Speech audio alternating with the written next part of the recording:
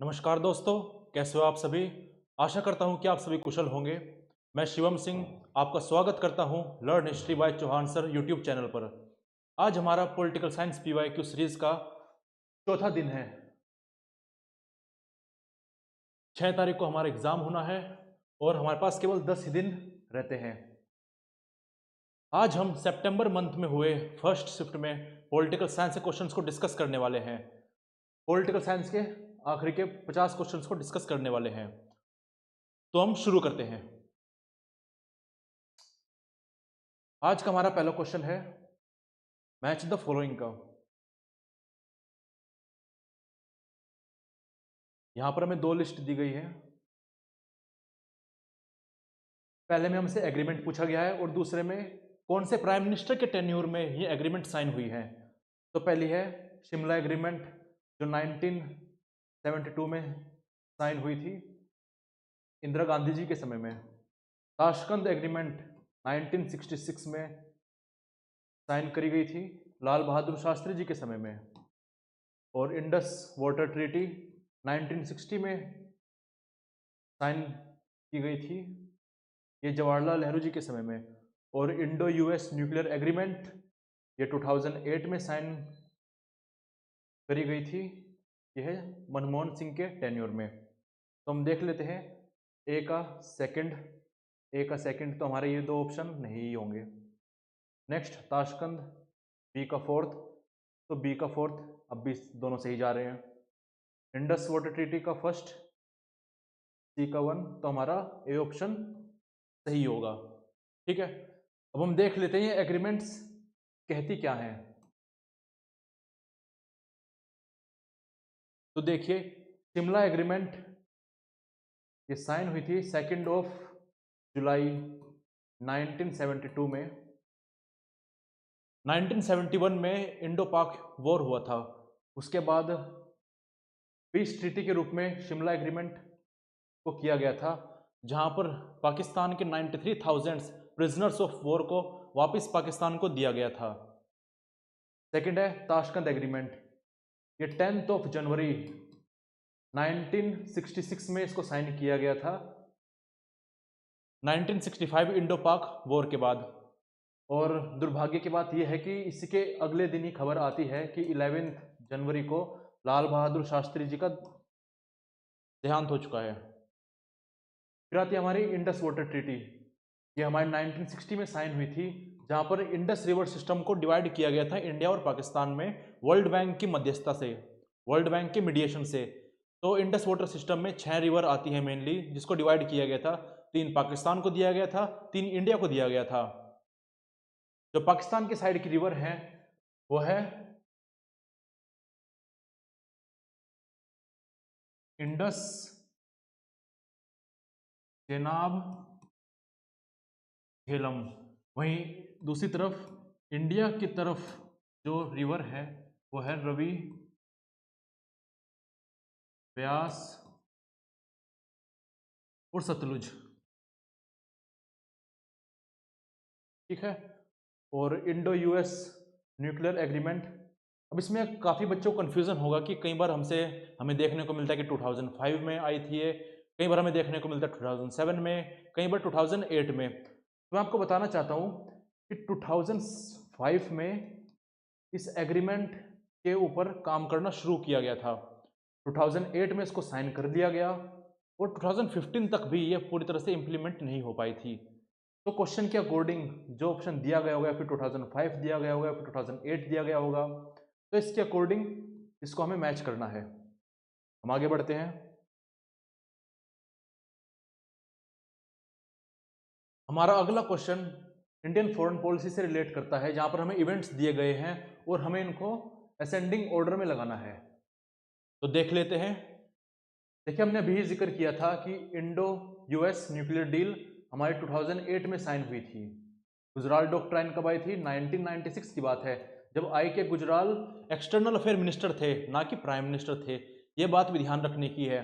जब गुजराल डॉक्ट्राइन आई थी तो उस समय गुजराल जो थे एक्सटर्नल अफेयर मिनिस्टर थे, ना कि प्राइम मिनिस्टर। पंचशील नेहरू जी के समय में आती है 1954 में, 5 प्रिंसिपल्स होते हैं इसमें।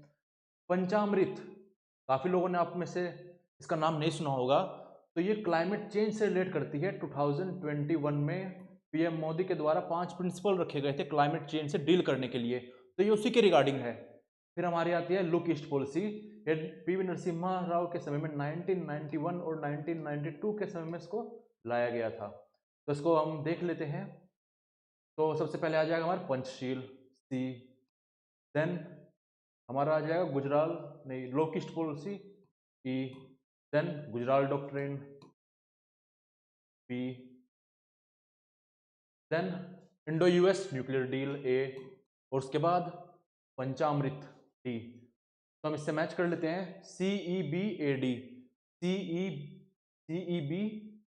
CEBAD, तो हमारा फोर्थ ऑप्शन सही होगा। एडिशनल फैक्ट के रूप में हम देख लेते हैं, गुजराल डॉक्ट्राइन अपनी नॉन रेसिप्रोसिटी पॉलिसी के लिए फेमस है। पंचशील में 5 एग्रीमेंट्स थे, इंडिया चाइना के बीच में साइन हुई थी। पंचामृत क्लाइमेट चेंज से रिलेटेड है। लुक ईस्ट पॉलिसी इंडिया के ईस्ट नेबरहुड को फोकस करती है, जहां पर आसियान कंट्रीज जो हैं उन पर ध्यान देने की बात करती है कि उनसे अब हम कोलैबोरेशन को बढ़ाएंगे। ठीक है, हम आगे बढ़ते हैं। अब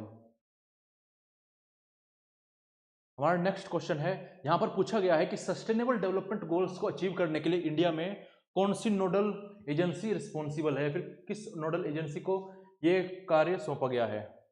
तो वो है हमारी NITI Aayog, national institution for transforming India. ये रिस्पॉन्सिबल है एसडीजीज को इंप्लीमेंट करने के लिए। बात करें नीति आयोग की, तो उसको 2015 में लाया गया था एग्जीक्यूटिव ऑर्डर के तहत। कई बार पूछ लिया जाता है कि नीति आयोग किसके तहत लाया गया था, क्या ये लेजिस्लेचर के तहत लाया गया था? नहीं, ये एग्जीक्यूटिव के थ्रू लाया गया था। बात करें सस्टेनेबल डेवलपमेंट गोल्स की, तो सस्टेनेबल डेवलपमेंट गोल्स को 2015 में अडॉप्ट किया गया था अंडर एजेंडा 30। एजेंडा 30 के अंडर एसडीजी गोल को अडॉप्ट किया गया था। टोटल एसडीजी गोल कितने हैं? 17 हैं, जो कि इस प्रकार से हैं: no poverty, zero hunger, good health, quality education, gender equality, clean water, affordable energy, decent work, industry and innovation, reduce inequality, sustainable cities, responsible consumption, climate action, life below water, life on earth, peace and justice, और आखिरी में partnership for गोल। ठीक है, इस प्रकार से है हमारी एसडीजीज, ग्लोबल गोल्स हैं ये। हम आगे बढ़ते हैं।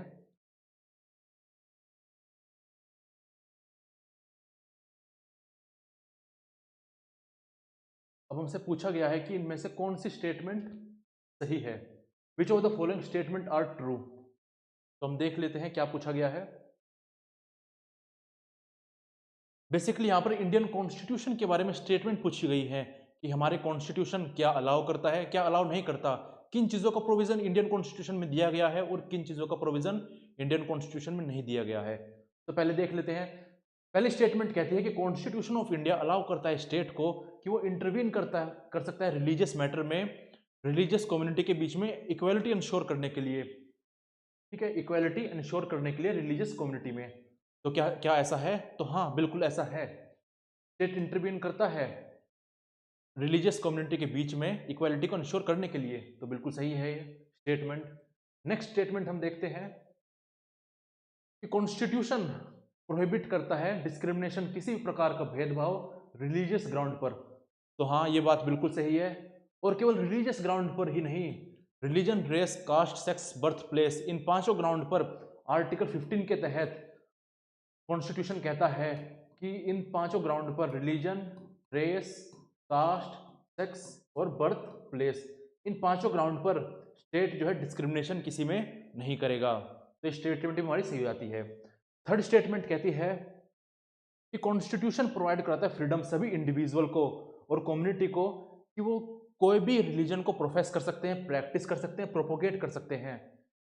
हमें प्रोपोगेट और प्रैक्टिस करने की भी आज़ादी है और नहीं भी ना भी करने की भी आज़ादी है कि हम नहीं भी करना चाहते। तो हाँ, बिल्कुल सही है ये आर्टिकल 25 में हमें फ्रीडम दी गई है।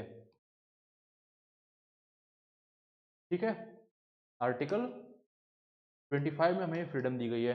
नेक्स्ट स्टेटमेंट हमसे पूछी गई है कि इंडियन कॉन्स्टिट्यूशन अलाउ करता है कि आप इंडियन सिटीजन अपना मिलिट्री टाइटल या फिर एकेडमिक डिस्क्रिप्शन को होल्ड कर सकता है, अपने आप नाम के आगे लगा सकता है, जैसे मेजर, है ना, लेफ्टिनेंट, लुटिनेंट, ये सारी चीज़ें, ये सारी रैंक अपने नाम के आगे लगाई जा सकती हैं, है ना। जैसे लुटिनेंट शिवम।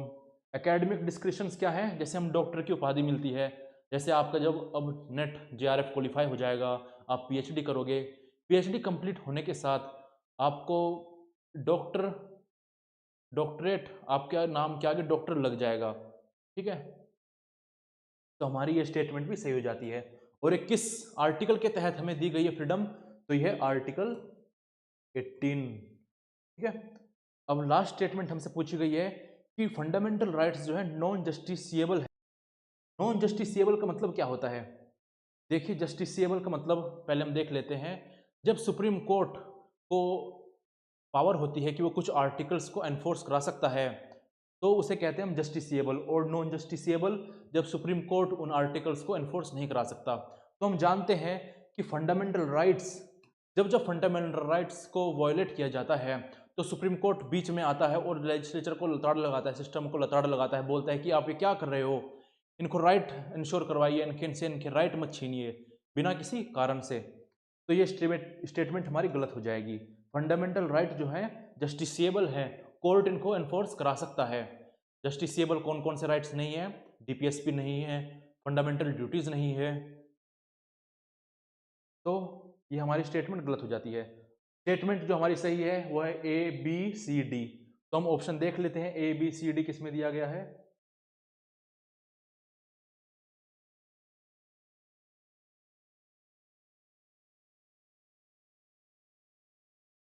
तो ए बी सी डी हमें यहां पर दिया गया है फोर्थ ऑप्शन के रूप में, ठीक है। अब हम बात कर लेते हैं फंडामेंटल राइट्स की। तो फंडामेंटल राइट्स इंडियन कॉन्स्टिट्यूशन के पार्ट 3 में दिए गए हैं, आर्टिकल 12 से लेकर आर्टिकल 35 तक।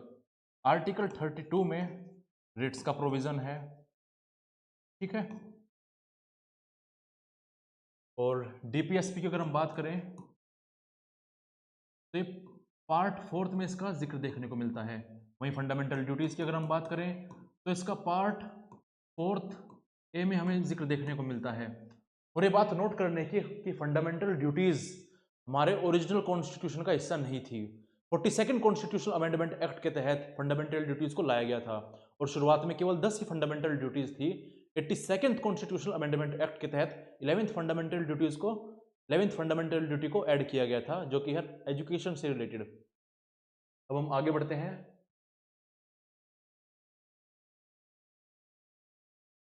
अब देखिए यहाँ पर पब्लिक एडमिनिस्ट्रेशन से रिलेटेड हमसे एक स्टेटमेंट पूछी गई है। यहाँ पर क्या कहा गया है, who contended that we are concerned only with finding a choice mechanism that will lead it to pursue a satisfying path, a path that will permit satisfaction at the same specified level of all of its needs। तो देखिए यहाँ पर कहा गया है, ये statement जो है ये हर्बर्ट साइमन ने दी है। बेसिकली हर्बर्ट साइमन एक कॉन्सेप्ट देते हैं सेटिस्फिशिंग का। वो कहते हैं, देखिए पहले हमने पढ़ा, पहले आता है इकोनॉमिक मैन का कॉन्सेप्ट, जहाँ पर एडमिनिस्ट्रेशन के थ्योरिस्ट कहते हैं कि मैन जो है इकोनॉमिक मैन है, आप उसको पैसे दीजिए और वो काम कर देगा, जितना बड़ा काम उतने बड़े आप पैसे दीजिए और कोई फैक्टर इन्वॉल्व है ही नहीं। इकोनॉमिक मैन का कॉन्सेप्ट ये कहता है। आपने मूवीज में काफी बार देखा होगा, एक गाना भी है, पैसा फेंक तमाशा देख। तो बस ये वही है कि आप इंसान को पैसे दीजिए और वो आपको काम कर देगा, कोई और फैक्टर इन्वॉल्व नहीं है। ज़्यादा पैसे दोगे ज़्यादा काम कर देगा, कम पैसे दोगे कम काम कर देगा, है ना। और इकोनॉमिक मैन का मॉडल ये कहता है कि इंसान जो है बेस्ट ऑप्शन को अडॉप्ट करता है। लेकिन अब यहाँ पर हर्बर्ट साइमन आते हैं। हर्बर्ट साइमन आकर कहते हैं कि मैन जो है एक एडमिनिस्ट्रेटिव मैन है, वो एडमिनिस्ट्रेटिव मैन का कॉन्सेप्ट देते हैं। वो कहते हैं कि इंसान की जो रैशनैलिटी है वो बाउंडेड है, वो बाधित है। किन चीज़ों से बाधित है? वो है समय। एक एडमिनिस्ट्रेटर के पास इतना समय नहीं होता कि वो सभी ऑप्शंस को एक्सप्लोर कर सके। ठीक है, दूसरा फैक्टर क्या है, हर्बर्ट साइमन कहते हैं कि किसी भी इंसान के पास, एडमिनिस्ट्रेटर के पास इतनी नॉलेज भी नहीं होती कि वो सभी फैक्टर्स को कंसिडर कर सके, कुछ ना कुछ एस्पेक्ट, कोई ना कोई डायमेंशन छूट ही जाएगी। तो ये है हर्बर्ट साइमन का कि बाउंडेड रैशनैलिटी का कॉन्सेप्ट, बाउंडेड रैशनैलिटी का। तो ऐसे में हर्बर्ट साइमन से पूछा गया फिर क्या किया जा सकता है, क्या करा जाना चाहिए। तो ऐसे में हर्बर्ट साइमन कॉन्सेप्ट के साथ आते हैं सेटिस्फिशिंग पाथ, जहां पर वो कहते हैं कि देखिए हमें दो चीज़ों को कंसिडर करना होगा, हमारा जो डिसीजन होना चाहिए वो सेटिस्फिशिंग होना चाहिए। अब पूछा गया सेटिस्फिशिंग क्या है, तो बोलते हैं कॉम्बिनेशन है दो शब्दों का, सेटिस्फाई और सफिशिएंट। तो जो निर्णय लिया जाए, जो डिसीजन मेकिंग हो, वो सेटिस्फाइंग भी हो और सफिशिएंट भी हो। ठीक है, तो ये हर्बर्ट साइमन कहते हैं, बाउंडेड रैशनैलिटी का कॉन्सेप्ट देते हैं ये, और हम आगे कहते हैं। और हर्बर्ट साइमन एक और स्टेटमेंट भी कहते हैं,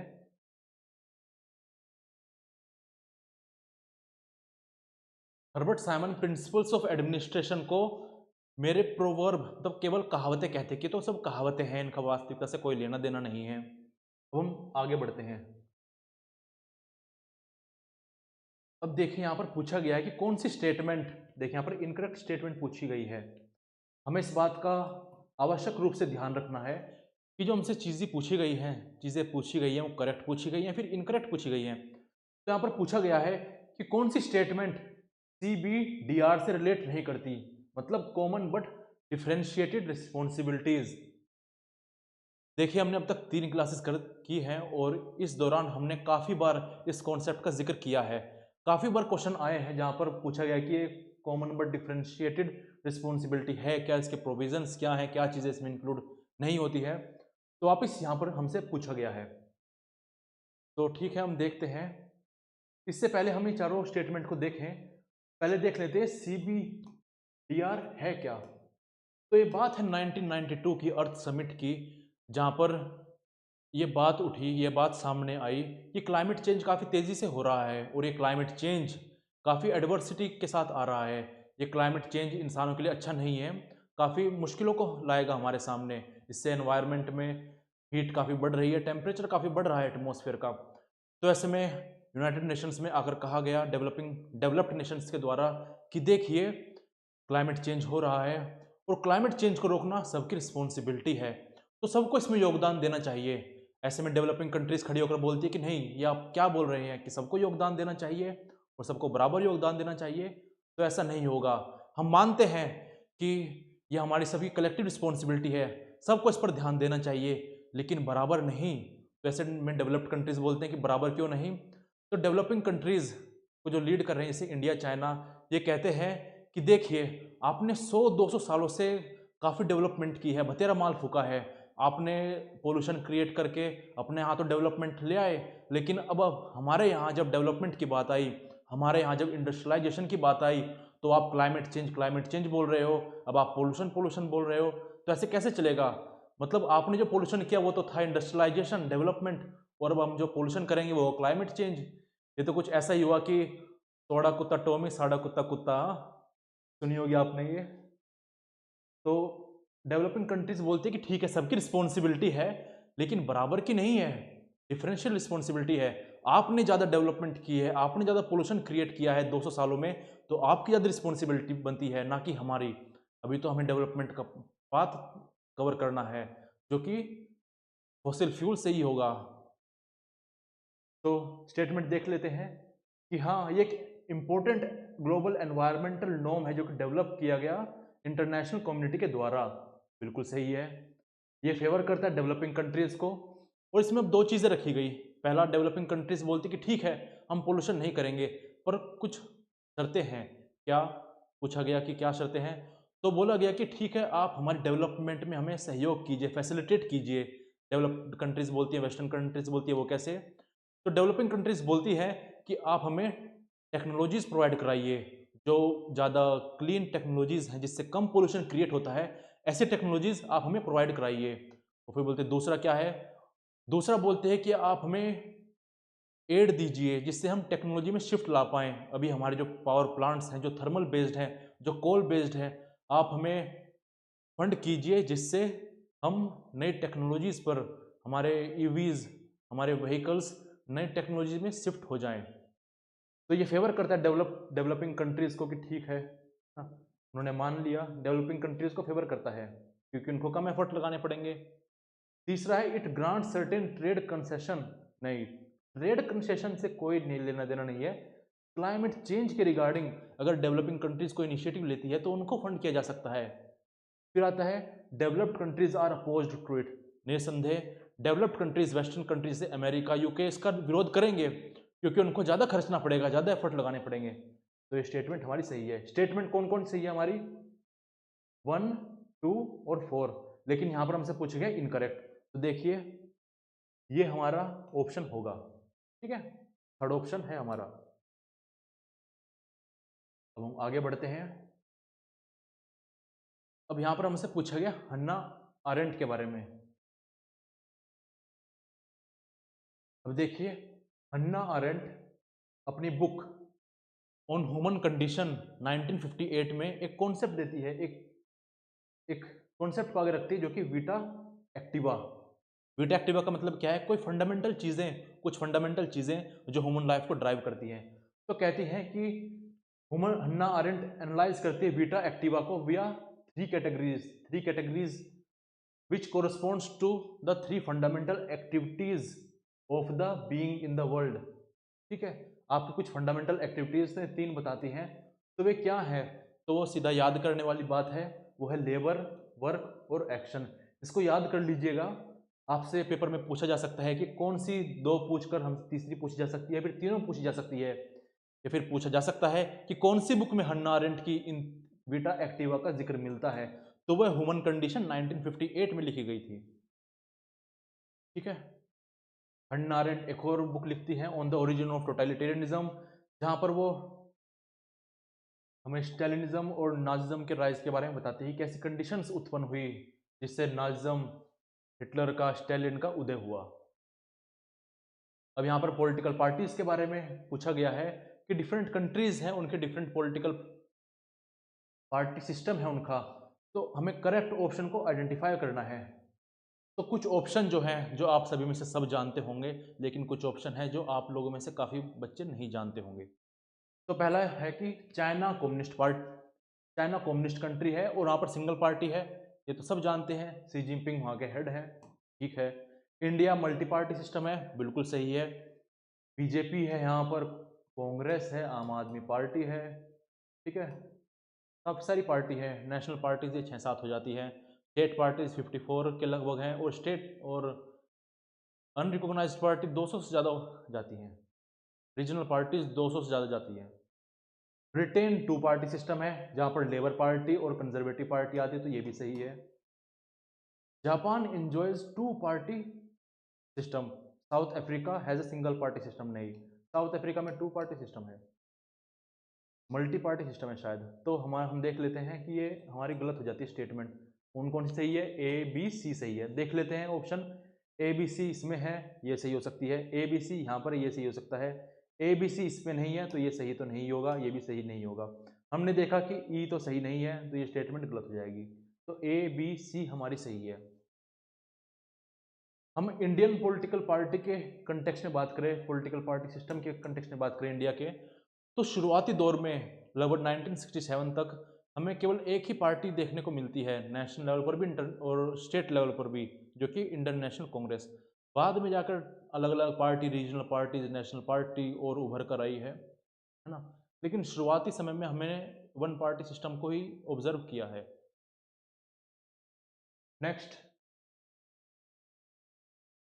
यहाँ पर हमें दो लिस्ट दी गई हैं, जहाँ पर हमसे पूछा गया है आइडियाज़ के बारे में, बुक्स के बारे में, है ना, और ऑथर के बारे में। तो देखिए, वेद व्यास ने, वेद व्यास किसके रचयिता हैं? तो वेद व्यास हैं आपके महाभारत के रचयिता। ठीक है, कौटिल्य, कौटिल्य सप्तांग थ्योरी देते हैं, जहाँ पर वो स्टेट के 7 लिम्ब्स के बारे में बताते हैं, 7 एलिमेंट्स के बारे में बताते हैं। राजा राम मोहन रॉय, इनको Pioneer of the Indian renaissance, Bharat का पुनर्जागरण के रूप में भी जाना जाता है, सोशल रिफॉर्मर थे ये, है ना। और गोपाल कृष्ण गोखले पॉलिटिकल गुरु हैं गांधी जी के। तो इसको मैच कर लेते हैं। वेद व्यास ए का सेकंड, तो हमारा डी तो नहीं, सी सेकंड नहीं होगा, फोर्थ भी नहीं होगा। कौटिल्य थर्ड, बी का थर्ड, तो बी का थर्ड हमारा ये हो जाएगा। वैसे सी का फोर्थ हो जाएगा और डी का वन हो जाएगा। तो इस प्रकार से हमारा ये क्वेश्चन भी सॉल्व हो जाता है। हम आगे बढ़ते हैं। अब देखिए यहाँ पर इंडो पाक रिलेशन, इंडिया पाकिस्तान रिलेशन के संदर्भ में हमसे पूछा गया कि ये इवेंट, ये इंसिडेंट कब कब हुए थे, इनको क्रोनोलॉजी में लगाना है। तो सब जानते हैं कारगिल वॉर 1999 में हुआ था। शिमला एग्रीमेंट हमने पहले ही क्वेश्चन में देखा आज, इन 1972 में हुआ था। ठीक है। पुलवामा इंसिडेंट कब हुआ था, हम जानते हैं 2019 में, जब खबर आई थी फरवरी में कि 40 जवानों के एक ग्रुप को उड़ा दिया गया था। ठीक है, काफ़ी दुखद था। इंडस वाटर ट्रीटी 1960 की बात है। और यूरी इंसिडेंट कब हुआ था, 2016 में। इसमें तो इस पर तो मूवी बनी हुई है हाउ द जोश। वैसे हाउस द जोश की आवश्यकता भी आपको भी है, तो देख लेते हैं। सबसे पहले Indus water treaty, D, then हमारी शिमला एग्रीमेंट, बी, देन हमारी कारगिल, ए, देन हमारा पूरी जिसे बोलते हैं, और उसके बाद पुलवामा हमारा सी। तो DBA EC, तो इससे हमारा ये ही हो जाएगा। ठीक है, हम आगे बढ़ते हैं।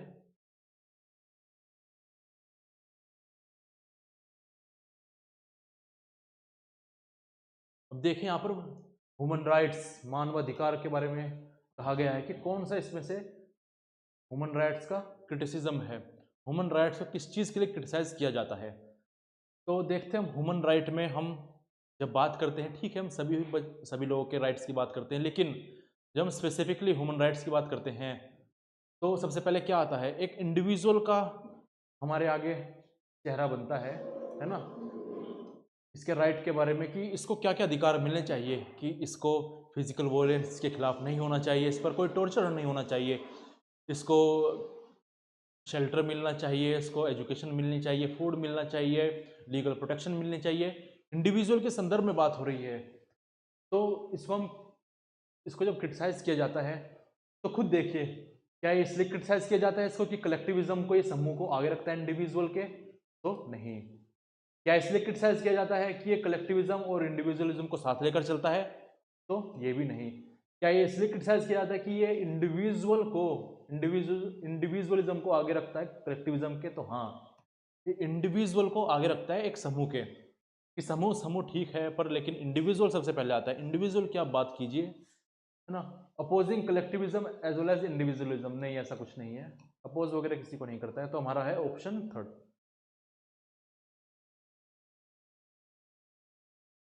अब देखिए, हमें राइट, जब राइट की बात आती है तो इसके साथ ड्यूटीज़ भी एसोसिएट होती हैं।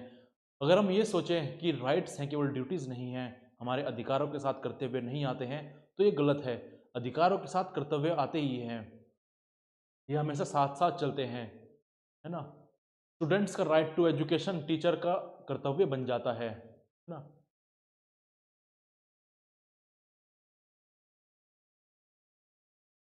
आगे बढ़ते हैं हम। अब यहाँ पर पूछा गया है Merton's criticism of bureaucratic theory. वे मार्टन नाम के व्यक्ति हैं, क्रिटिसाइज करते हैं ब्यूरोक्रेसी को कुछ पॉइंट्स पर। ये कहते हैं कि डिस्प्लेसमेंट ऑफ गोल्स, कहते हैं कि ब्यूरोक्रेसी इतनी रिजिड हो जाती है, केवल रूल्स रेगुलेशंस पर इतना ध्यान देती है कि वो भूल ही जाती है कि उनका मेन मकसद रूल्स रेगुलेशंस को फॉलो करना नहीं था। उनका मेन मकसद था कि सर्विसेज को प्रोवाइड किया जाए, जो सर्विसेज उनको अलॉट करी गई हैं उन सर्विसेज पर ध्यान दिया जाए और उनके इफेक्टिव इम्प्लीमेंटेशन पर ध्यान दिया जाए। ये इस चीज़ को भूलकर रूल्स रेगुलेशंस में उलझ कर रह जाते हैं। ठीक है, रूल्स रेगुलेशंस में लॉजिकल रह जाते हैं, तो डिस्प्लेसमेंट हो जाता है यहाँ पर गोल्स का। फिर ट्रेंड इनकेपेसिटी की बात करते हैं। कहते हैं कि ब्यूरोक्रेट्स को एक ढंग से जनरलाइज रूप में या फिर स्पेसिफिक रूप में ट्रेन किया जाता है, और जब ये काफ़ी लंबे समय तक उसी फ्रेमवर्क में काम करते हैं तो इनकी जो टेंडेंसी होती है कुछ नया सीखने की, कुछ नए फील्ड में जाने की, वो ख़त्म हो जाती है। वो कुछ नया काम कर ही नहीं पाते। अगर उनके आगे कुछ नया केस आता है या फिर नया तरीका का केस आता है, नई सिचुएशन आती है, तो उससे डील करने में असमर्थ हो जाते हैं। जैसे अभी हम देख रहे हैं कि कितनी स्पीड से डिजिटलाइजेशन हो रहा है, तो ऐसे में काफ़ी सारे गवर्नमेंट के जो विभाग हैं, काफ़ी सारे गवर्नमेंट के डिपार्टमेंट्स हैं, इवन एजुकेशनल इंस्टीट्यूशंस, यूनिवर्सिटीज़ भी डिजिटलाइजेशन को अडॉप्ट करने में असमर्थ हो रही है। काफ़ी मुश्किलें आ रही हैं, काफ़ी गलतियां कर रहे हैं वो, और रिलक्टेंट हो रहे हैं कि क्या हम क्यों करें इसको, छोड़ो पुराने तरीके पर ही रहते हैं। तो ये क्यों है? क्योंकि ट्रेंड ट्रेंड किया गया उनको कुछ कामों के, लेकिन इनकेपेसिटी है उनकी नए काम को अडॉप्ट करने में। ठीक है, नॉन कन्फर्मिटी नहीं, ऐसा कुछ नहीं है। नॉन कन्फर्मिटी कैसे होगी? कन्फर्म ही तो करते हैं रूल्स रेगुलेशंस फॉलो करके कि नाम बिल्कुल स्पेलिंग सही है। अगर माता के नाम में कुछ स्पेलिंग मिस्टेक है तो बिल्कुल रिजेक्ट कर दिया जाएगा कि सही करवा के लाओ इसको पहले, है ना। तो कन्फर्मिटी तो है। अब देखिए फोर्थ है इसका डीपर्सनलाइजेशन ऑफ रिलेशनशिप। अब आपने देखा होगा, जब आप किसी गवर्नमेंट ऑफिस में जाते हो, बैंक में जाते हो, तो आपको इंसान के रूप में ट्रीट नहीं करते हैं। वो आपको नंबर के रूप में ट्रीट करते हैं। ये कस्टमर कितने आए? 10 कस्टमर आए। इंसान 10 नहीं आए, कस्टमर 10 आए। पुलिस को देख लीजिए या फिर एडमिनिस्ट्रेशन को देख लीजिए, कहीं पर एक्सीडेंट होता है तो वहाँ पर कितनी बॉडीज बरामद हुई? तो 10 या 20 बॉडीज बरामद हुई, है ना। इंसान इंसान की बॉडी बरामद नहीं हुई। वे इंसानों को इंसान के रूप में नहीं देखते, वो देखते हैं नंबर कितने हैं, कितने लोग मारे गए, 15 लोग मारे गए।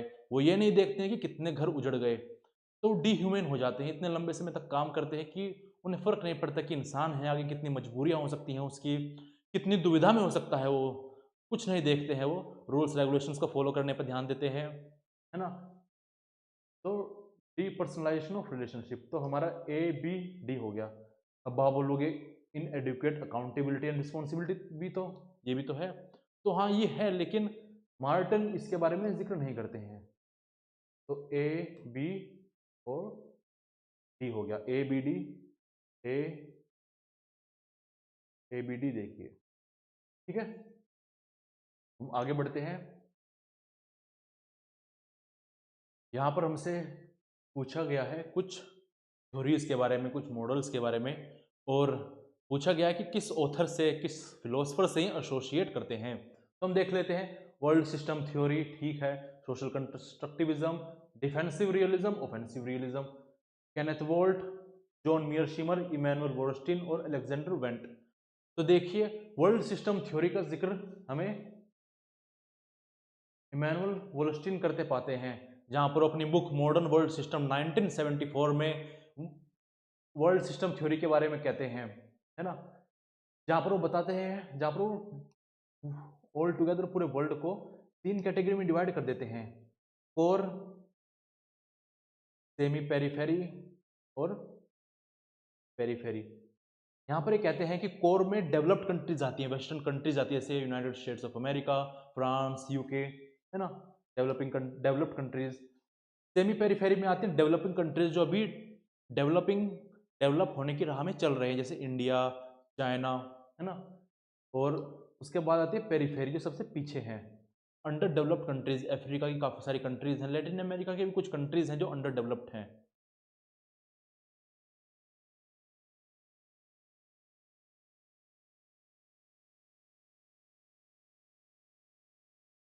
एक सेकंड।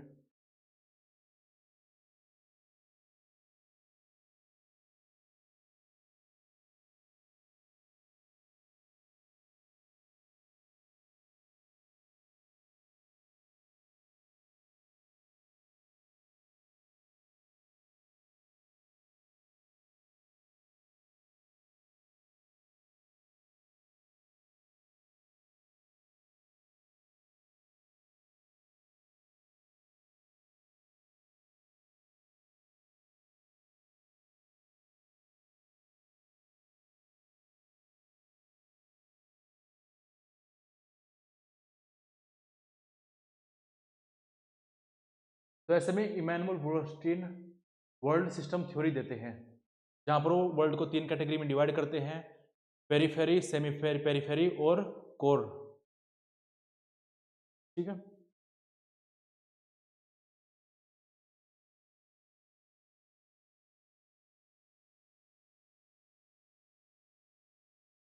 तो world system theory Immanuel Wallerstein. Social constructivism कौन देते हैं? हमने प्रीवियस क्लासेस में पढ़ा कि सोशल कंस्ट्रक्टिविज्म की जो थ्योरी है वो अलेक्जेंडर वेंट से रिलेट करती है, जहाँ पर वो social theory of international politics नाम की बुक भी लिखते हैं 1999 में या फिर 2001 के आसपास लिखते हैं, 1990s में लिखते हैं। ये हो गया। अब defensive realism, offensive realism. Defensive realism Kenneth volt से एसोसिएट करता है, जो बुक लिखती है थ्योरी ऑफ इंटरनेशनल पॉलिटिक्स 1979। और ऑफेंसिव रियलिज्म जॉन मियर शीमर से एसोसिएट करता है, जो बुक लिखते हैं tragedy of great power politics 2001 में। तो मैच कर लेते हैं, ए का थर्ड हो जाएगा, बी का फोर्थ हो जाएगा, ए का थर्ड, बी का फोर्थ, तो हमारा ये सही हो जाएगा, सी का 1 और डी का सेकंड। ठीक है। डिफेंसिव रियलिज्म क्या कहता है? डिफेंसिव रियलिज्म कहता है कि पावर जो है केवल मीन्स है, एंड नहीं है। एंड क्या है? सिक्योरिटी। कोई भी स्टेट पावर को इसलिए ग्रैब करना चाहता है क्योंकि वो अपने आप को सिक्योर करना चाहता है, अपने सर्वाइवल को इंश्योर करना चाहता है कि कोई स्टेट उस पर धावा ना बोल दे, उसको नष्ट ना कर दे। तो उसको प्राप्त करने में, ऐसी स्टेट प्राप्त करने में कि वो सिक्योर हो जाए, पावर उसके लिए केवल मीन्स है। वहीं ऑफेंसिव रियलिज्म कहते हैं कि पावर जो है मीन्स भी है और एंड्स भी है। स्टेट जो है पावर को बढ़ाता है, पावर को ग्रैब करने के लिए, पावर में रहने के लिए। सिक्योरिटी भी ठीक है, लेकिन पावर रहनी चाहिए। ठीक है। तो आगे बढ़ते हैं।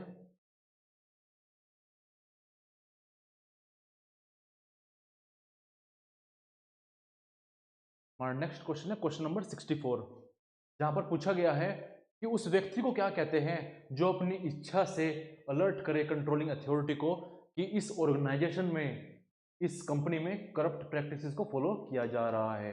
A person who is in the know of things and is willing to alert the controlling authority by disclosing the corrupt act and practice that takes place। तो कौन होता है वो व्यक्ति? तो उसको कहते हैं विसल ब्लोअर। ये कंपनी में से ही होता है, इसको पता लगता है अगर कि करप्ट प्रैक्टिस हो रही है और ये चाहता है कि अथॉरिटी को बताया जाए। जो कंट्रोलिंग अथॉरिटी होती है वो पब्लिक अथॉरिटी भी हो सकती है और कंपनी की अथॉरिटी भी हो सकती है, तो उसको विसल ब्लोअर कहते हैं। तो आपने काफ़ी बार मूवीज़ में देखा भी होगा कि ऐसा व्यक्ति जो करप्ट प्रैक्टिसेस को उजागर करना चाहता है, उसको किस तरह से उसका एक्सीडेंट कर दिया जाता है, लापता कर दिया जाता है ना, काफ़ी माफियाओं के द्वारा। तो अब आपके मन में विचार आया होगा कि जब ये ऐसा कर देते हैं या फिर ऐसा करने जाते हैं, तो क्या ऐसा नहीं होता कि इनके खिलाफ कुछ इलीगल एक्टिविटी हो जाए, इनको किडनैप कर लिया जाए, फिर इनका मर्डर कर दिया जाए? तो हाँ, बिल्कुल सही है। तो इसलिए गवर्नमेंट 2014 में एक एक्ट लाई थी, विसल ब्लोअर प्रोटेक्शन एक्ट, जिसमें इनकी आइडेंटिटी को डिस्क्लोज नहीं किया जाएगा, है ना। काफ़ी और चीज़ें प्रोविज़न। अब बात करते हैं, ये हो गया हमारा सही। लोकायुक्ता ओम्बड्समैन क्या है? देखिए, ये ओम्बड्समैन का छोटा वर्जन है। जब स्टेट लेवल पर एक ऑफिसर को या फिर अथॉरिटी को अपॉइंट किया जाता है कि स्टेट ऑफिसर्स के, स्टेट कंपनीज या फिर स्टेट लेवल पर वो देखेगी कि कोई करप्ट प्रैक्टिस को फॉलो तो नहीं किया जा रहा है, तो वो होगा लोकायुक्ता। और नेशनल लेवल पर जब ऐसे होंगे तो वो होगा ओम्बड्समैन। सेंट्रल विजिलेंस कमीशन, ये सांथानाम कमेटी 1962 में जो बनी थी, उसकी रिकमेंडेशन पर 1964 में बनाया गया था। अब सेंट्रल है और विजिलेंस है, मतलब ये सेंट्रल ऑफिसर पर विजिलेंस रखेगी, नज़र रखेगी कि वे करप्ट प्रैक्टिस में इन्वॉल्व नहीं तो नहीं हो रहे हैं, कोई माल प्रैक्टिस में तो इन्वॉल्व नहीं हो रहे हैं वो लोग। ठीक है, हम आगे बढ़ते हैं।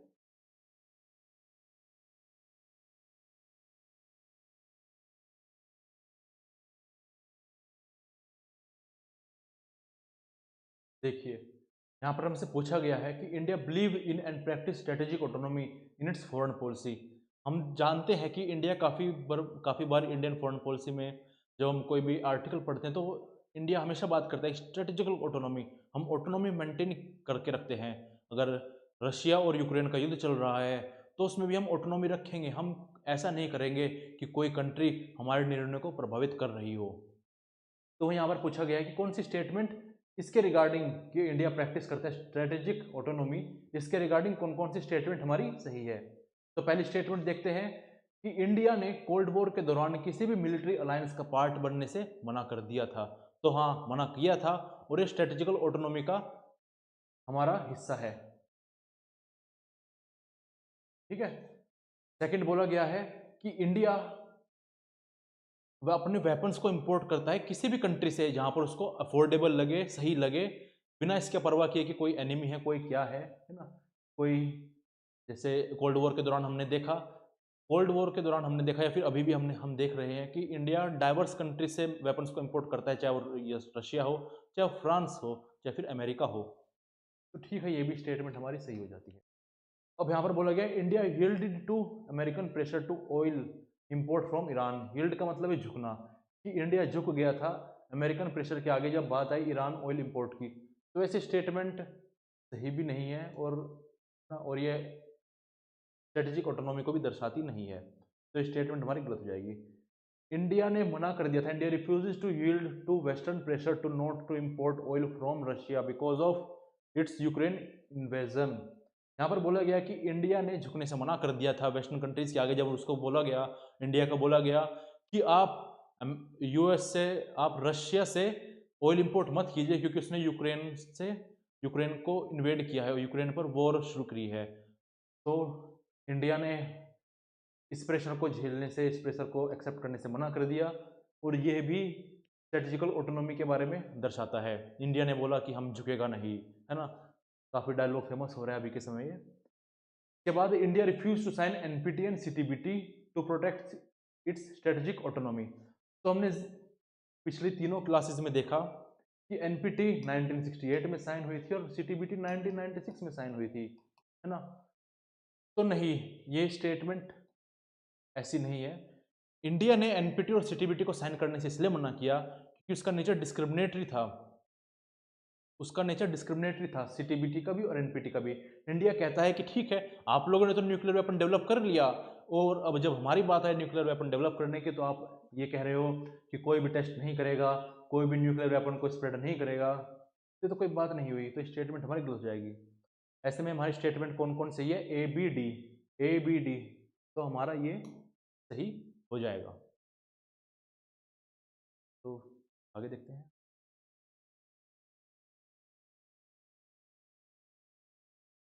ये क्वेश्चन तो ड्रॉप कर दिया गया था यूजीसी के द्वारा, क्योंकि इसमें स्टेटमेंट ऑप्शन के तहत नहीं दी गई है।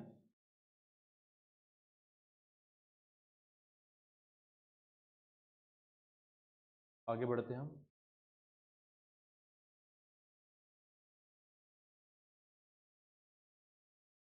ये पब्लिक एडमिनिस्ट्रेशन से रिलेट करता है क्वेश्चन।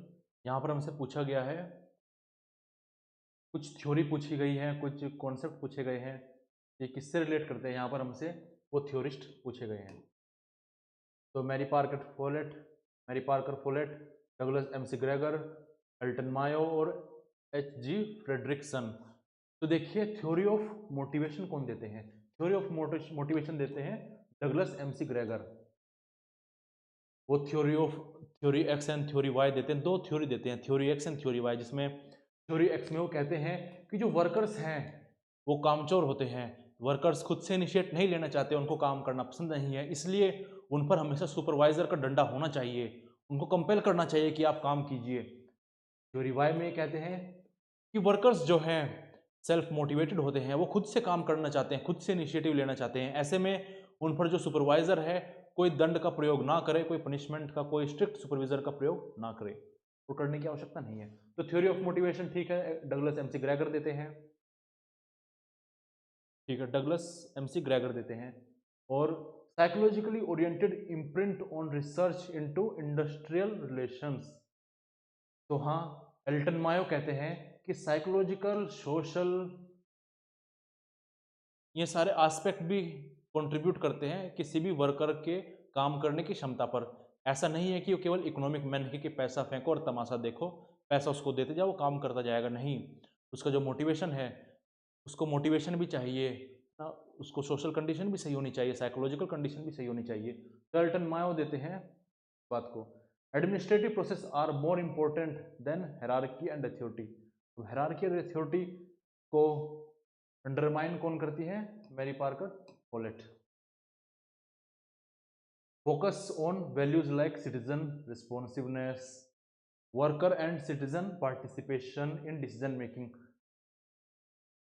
अगर आपने पब्लिक एडमिनिस्ट्रेशन को ध्यान से पढ़ा होगा तो उसमें हम बात करते हैं जब पब्लिक रिस्पॉन्सिवनेस की, सिटीजन्स पार्टिसिपेशन की इन द डिसीजन मेकिंग, तो ये कब की बात होती है?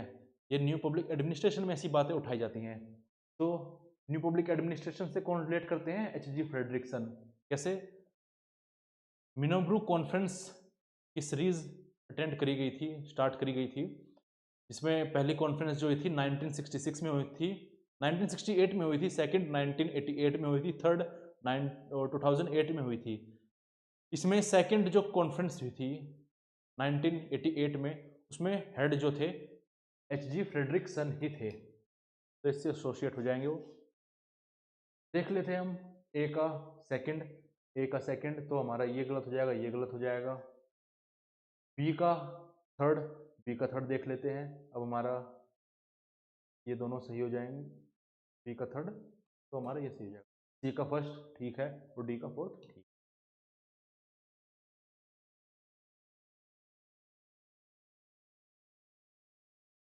उम्मीद है आपको सीरीज काफ़ी पसंद आ रही होगी। आप कमेंट सेक्शन में बता सकते हैं कि आपको किस प्रकार से चीज़ें सही लग रही है हमारी सीरीज में। अब यहाँ पर पूछा गया कि मैकियावेली की थ्योरी, मैकियावेली जो फिलोसफी आगे रखते हैं, मैकियावेली के जो आइडियाज़ हैं उसमें क्या चीज़ें हैं, क्या क्या एलिमेंट हैं। तो ठीक है, पॉलिटिकल रेजिम को क्लासीफाई करते हैं मोनार्की, रिपब्लिक और टायरनी में। क्रिटिक है क्लासिकल फिलोसफिकल आइडियाज़ के। ये कहते हैं कि जो क्लासिकल फिलोसफर्स है, जैसे एरिस्टोटल हो गए, प्लेटो हो गए, ये आइडियलिज्म की बात करते हैं। ये कहते हैं फिलोसफर किंग होगा, सबसे अच्छा राजा होगा, लेकिन नहीं, मैकियावेली बोलते हैं रियल पॉलिटिका होती है जो कुछ भी होती है। क्रिटिक है लिबर्टी के? नहीं। लिबर्टी क्रिटिक क्यों होंगे? मैकियावेली कहते हैं कि सिविल लिबर्टी को मेंटेन रखना, स्टेट को सिविल लिबर्टी मेंटेन रखनी चाहिए। उसको ये इंश्योर करनी चाहिए कि सिविल लिबर्टी हो, इंसानों को लिबर्टी मिले, जो उसके सिटीजन्स हैं लिबर्टी मिले। तो ये ऑप्शन हमारा, ये स्टेटमेंट हमारी गलत हो जाएगी। उसके बाद आता है आइडिया ऑफ रिपब्लिकनिज्म। हाँ बिल्कुल, वो रिपब्लिकनिज्म के आइडिया को प्रमोट करते हैं। वो कहते हैं कि रिपब्लिकनिज्म जो है बेहतर है मोनार्की से। मोनार्की को नीचे रखते हैं। कहते हैं स्टेट को जो है सिविल लिबर्टीज़ मेंटेन रखनी चाहिए, लेकिन अगर बात आए स्टेट के सर्वाइवल की तो सब चीज़ों को पीछे छोड़ देना चाहिए और रूथलेस बन जाना चाहिए स्टेट को, तो अपने सर्वाइवल पर ध्यान देना चाहिए। एनालिसिस ऑफ पावर, पावर को एनालाइज करते हैं। वो बताते हैं किस प्रकार से पावर को प्रिजर्व करके रखना चाहिए, पावर को किस प्रकार से एक्सरसाइज करना चाहिए, पावर को किस प्रकार से ग्रैब करना चाहिए, और कहते हैं सब मीन्स को अपनाओ अपने सर्वाइवल को इंश्योर करने के लिए। तो हमारा ए, बी और ई देख लेते हैं। ए करेक्ट पूछा गया हमसे, ए, बी और ई। देखिए A B E, A B D E तो हमें नहीं दिया गया है, लेकिन हमें ए डी ई दिया गया है, तो हमारा ऑप्शन सी हो जाएगा। आगे बढ़ते हैं हम। नेक्स्ट क्वेश्चन में पूछा गया कि अभिनव भारत जो कि एक सीक्रेट सोसाइटी थी रिवॉल्यूशन के दौरान, किसने इसको फॉर्म किया था, किसने इसको ऑर्गेनाइज किया था? तो वो थे वी.डी. सावरकर, विनायक दामोदर सावरकर। ये बात है 1904 की, जब विनायक दामोदर सावरकर अपने भाई के साथ गणेश दामोदर सावरकर के साथ मिलकर अभिनव भारत सोसाइटी को ऑर्गेनाइज करते हैं। अगर हम बात करें वी.डी. सावरकर के अन्य वर्क की, तो इन्होंने 1922 में आइडियोलॉजी ऑफ हिंदुत्व लिखी थी। 1909 में first war of Indian independence 1857 को लिखा था। बाल गंगाधर तिलक की बात करें तो दो पत्रिकाएं लिखते हैं, केसरी मराठी में, मराठा इंग्लिश में। गणेश फेस्टिवल 1893, शिवाजी फेस्टिवल 1895 में ऑर्गेनाइज करवाते हैं as a political gathering. Aurobindo Ghosh life divine, cultural nationalism की भी बात अरविंदो घोष करते हैं। आगे बढ़ते हैं हम। अब यहाँ पर हमसे पूछा गया है कि कौन सी स्टेटमेंट सही है। यहाँ पर हमसे कुछ पैक्ट्स के बारे में पूछा गया, कुछ एग्रीमेंट्स हैं, कुछ ऑर्गेनाइजेशन के फॉर्मेशन ईयर की बात की गई है। इनको हमें बताना है कि कौन कौन से सही है। तो पहली स्टेटमेंट है कि नाटो जो है एक सिक्योरिटी पैक्ट है जो कि यूएस लेड है, यूएस से जिसमें लीड कर रहा है, तो ये बात सही है। नाटो एक सिक्योरिटी पैक्ट है, 1949 में इसको लाया गया था, यूएसए के द्वारा लीड किया जाता है इसको। वार्सो पैक्ट भी एक सिक्योरिटी अलायंस है और इसको सोवियत यूनियन के द्वारा बनाया गया था इन रिस्पॉन्स टू नाटो, बिल्कुल सही है। 1955 में वार्सो पैक्ट को लाया गया था। सार्क सिक्योरिटी के लिए बनाया गया है साउथ एशिया की, मतलब एक सिक्योरिटी ऑर्गेनाइजेशन है तो नहीं। South Asian Association for Regional Cooperation, SAARC जो है एक कल्चरल ऑर्गेनाइजेशन है, एक इकोनॉमिक ऑर्गेनाइजेशन है। कोलैबोरेशन को इंश्योर करने के लिए इसको बनाया गया, ना कि सिक्योरिटी खेलने के लिए। तो 1985 की बात है। तो स्टेटमेंट तो हमारी ये सही है, ये गलत हो जाएगी सार्क वाली। अब यहाँ पर पूछा गया आसियान सिक्योरिटी ऑर्गेनाइजेशन है तो नहीं, ये आसियान जो है ये इकोनॉमिक और कल्चरल ऑर्गेनाइजेशन है। इसको 1967 में बनाया गया था, 10 कंट्रीज हैं हाल फिलहाल में, तो स्टेटमेंट भी गलत हो जाएगी। यूरोपियन यूनियन यूरोप की सिक्योरिटी को इंश्योर करने के लिए बनाया गया था, तो ये भी स्टेटमेंट हमारी गलत हो जाती है। ये फिर से इकोनॉमिक कोलैबोरेशन के लिए बनाया गया था, तो ए और बी ही हमारी केवल सही है। हम आगे बढ़ते हैं। आगे हमसे पूछा गया है कॉन्स्टिट्यूशनल गवर्नमेंट के रिगार्डिंग हमारी कौन कौन सी स्टेटमेंट सही है। कल भी हमने डिस्कस किया कि कॉन्स्टिट्यूशनल गवर्नमेंट क्या होती है, कॉन्स्टिट्यूशनिज्म क्या होता है। तो देखिए, जो गवर्नमेंट कॉन्स्टिट्यूशन के अकॉर्डिंग चलती है वो कॉन्स्टिट्यूशनल गवर्नमेंट होती है, और जिस स्टेट में जो गवर्नमेंट है वो कॉन्स्टिट्यूशन के अकॉर्डिंग काम करती है, तो स्टेट में क्या होता है, कॉन्स्टिट्यूशनलिज्म संविधानवाद। तो पूछा गया है कि कौन सी स्टेटमेंट कॉन्स्टिट्यूशनल गवर्नमेंट के रिगार्डिंग सही है। तो it is a form of limited government. तो हाँ, ये तो है बिल्कुल, क्योंकि कॉन्स्टिट्यूशन गवर्नमेंट की पावर को लिमिट करता है। कॉन्स्टिट्यूशन किसी भी गवर्नमेंट को टायरनी, अथॉरिटेरियन, टोटलिटेरियन बनने से रोकता है, तो गवर्नमेंट की पावर को लिमिट करता है, बिल्कुल सही है। जिधर कॉन्स्टिट्यूशन जो है बेसिस है पब्लिक अथॉरिटी का, ये बात भी बिल्कुल सही है। जहाँ पर पावर जो है कॉन्स्टिट्यूशन से ड्राइव कर जाती है, कॉन्स्टिट्यूशन को फॉलो करके काम किए जाते हैं गवर्नमेंट के द्वारा, पब्लिक अथॉरिटी के द्वारा, ठीक है। जिधर प्राइम मिनिस्टर फॉर्मल हेड होता है स्टेट का, तो ये बात तो बिल्कुल गलत है ना, ऐसा कुछ नहीं होता, उल्टा प्रेसिडेंट होता है स्टेट का हेड, तो ये स्टेटमेंट हमारी गलत हो जाएगी। जिधर यूनिवर्सल अडल्ट फ्रेंचाइजी होती है, जहाँ पर सभी को वोट करने का अधिकार होता है, एक सर्टेन एज के बाद सभी को वोट करने का अधिकार होता है। वो आप में से काफ़ी सारे लोग सोच रहे होंगे और क्वेश्चन के दौरान उन्होंने सोचा होगा कि यूनिवर्सल अडल्ट फ्रेंचाइजी ये भी तो कॉन्स्टिट्यूशनल गवर्नमेंट डेमोक्रेसी का हिस्सा होते हैं। मैं आपको बताना चाहता हूँ कि ठीक है, ज़्यादातर कॉन्स्टिट्यूशनल गवर्नमेंट जहाँ पर होती है, जहाँ पर डेमोक्रेसी होती है, वहाँ पर हमें यूनिवर्सल अडल्ट फ्रेंचाइजी हमें देखने को मिलती है, लेकिन एसेंशियल नहीं है। अगर ऐसा भी नहीं होगा तब भी वो कॉन्स्टिट्यूशनल गवर्नमेंट होगी, क्योंकि कॉन्स्टिट्यूशनल गवर्नमेंट होने के लिए गवर्नमेंट का कॉन्स्टिट्यूशन को फॉलो करना आवश्यक है। फिर पूछा गया कि लिमिटेड लोगों को ही वोट करने का अधिकार होता है, तो ये तो सरासर देखने को मिलता ही नहीं है, तो हमारी स्टेटमेंट ए और बी सही हो जाएगी केवल। हम आगे बढ़ते हैं। और फिर से हमसे पूछा गया है कि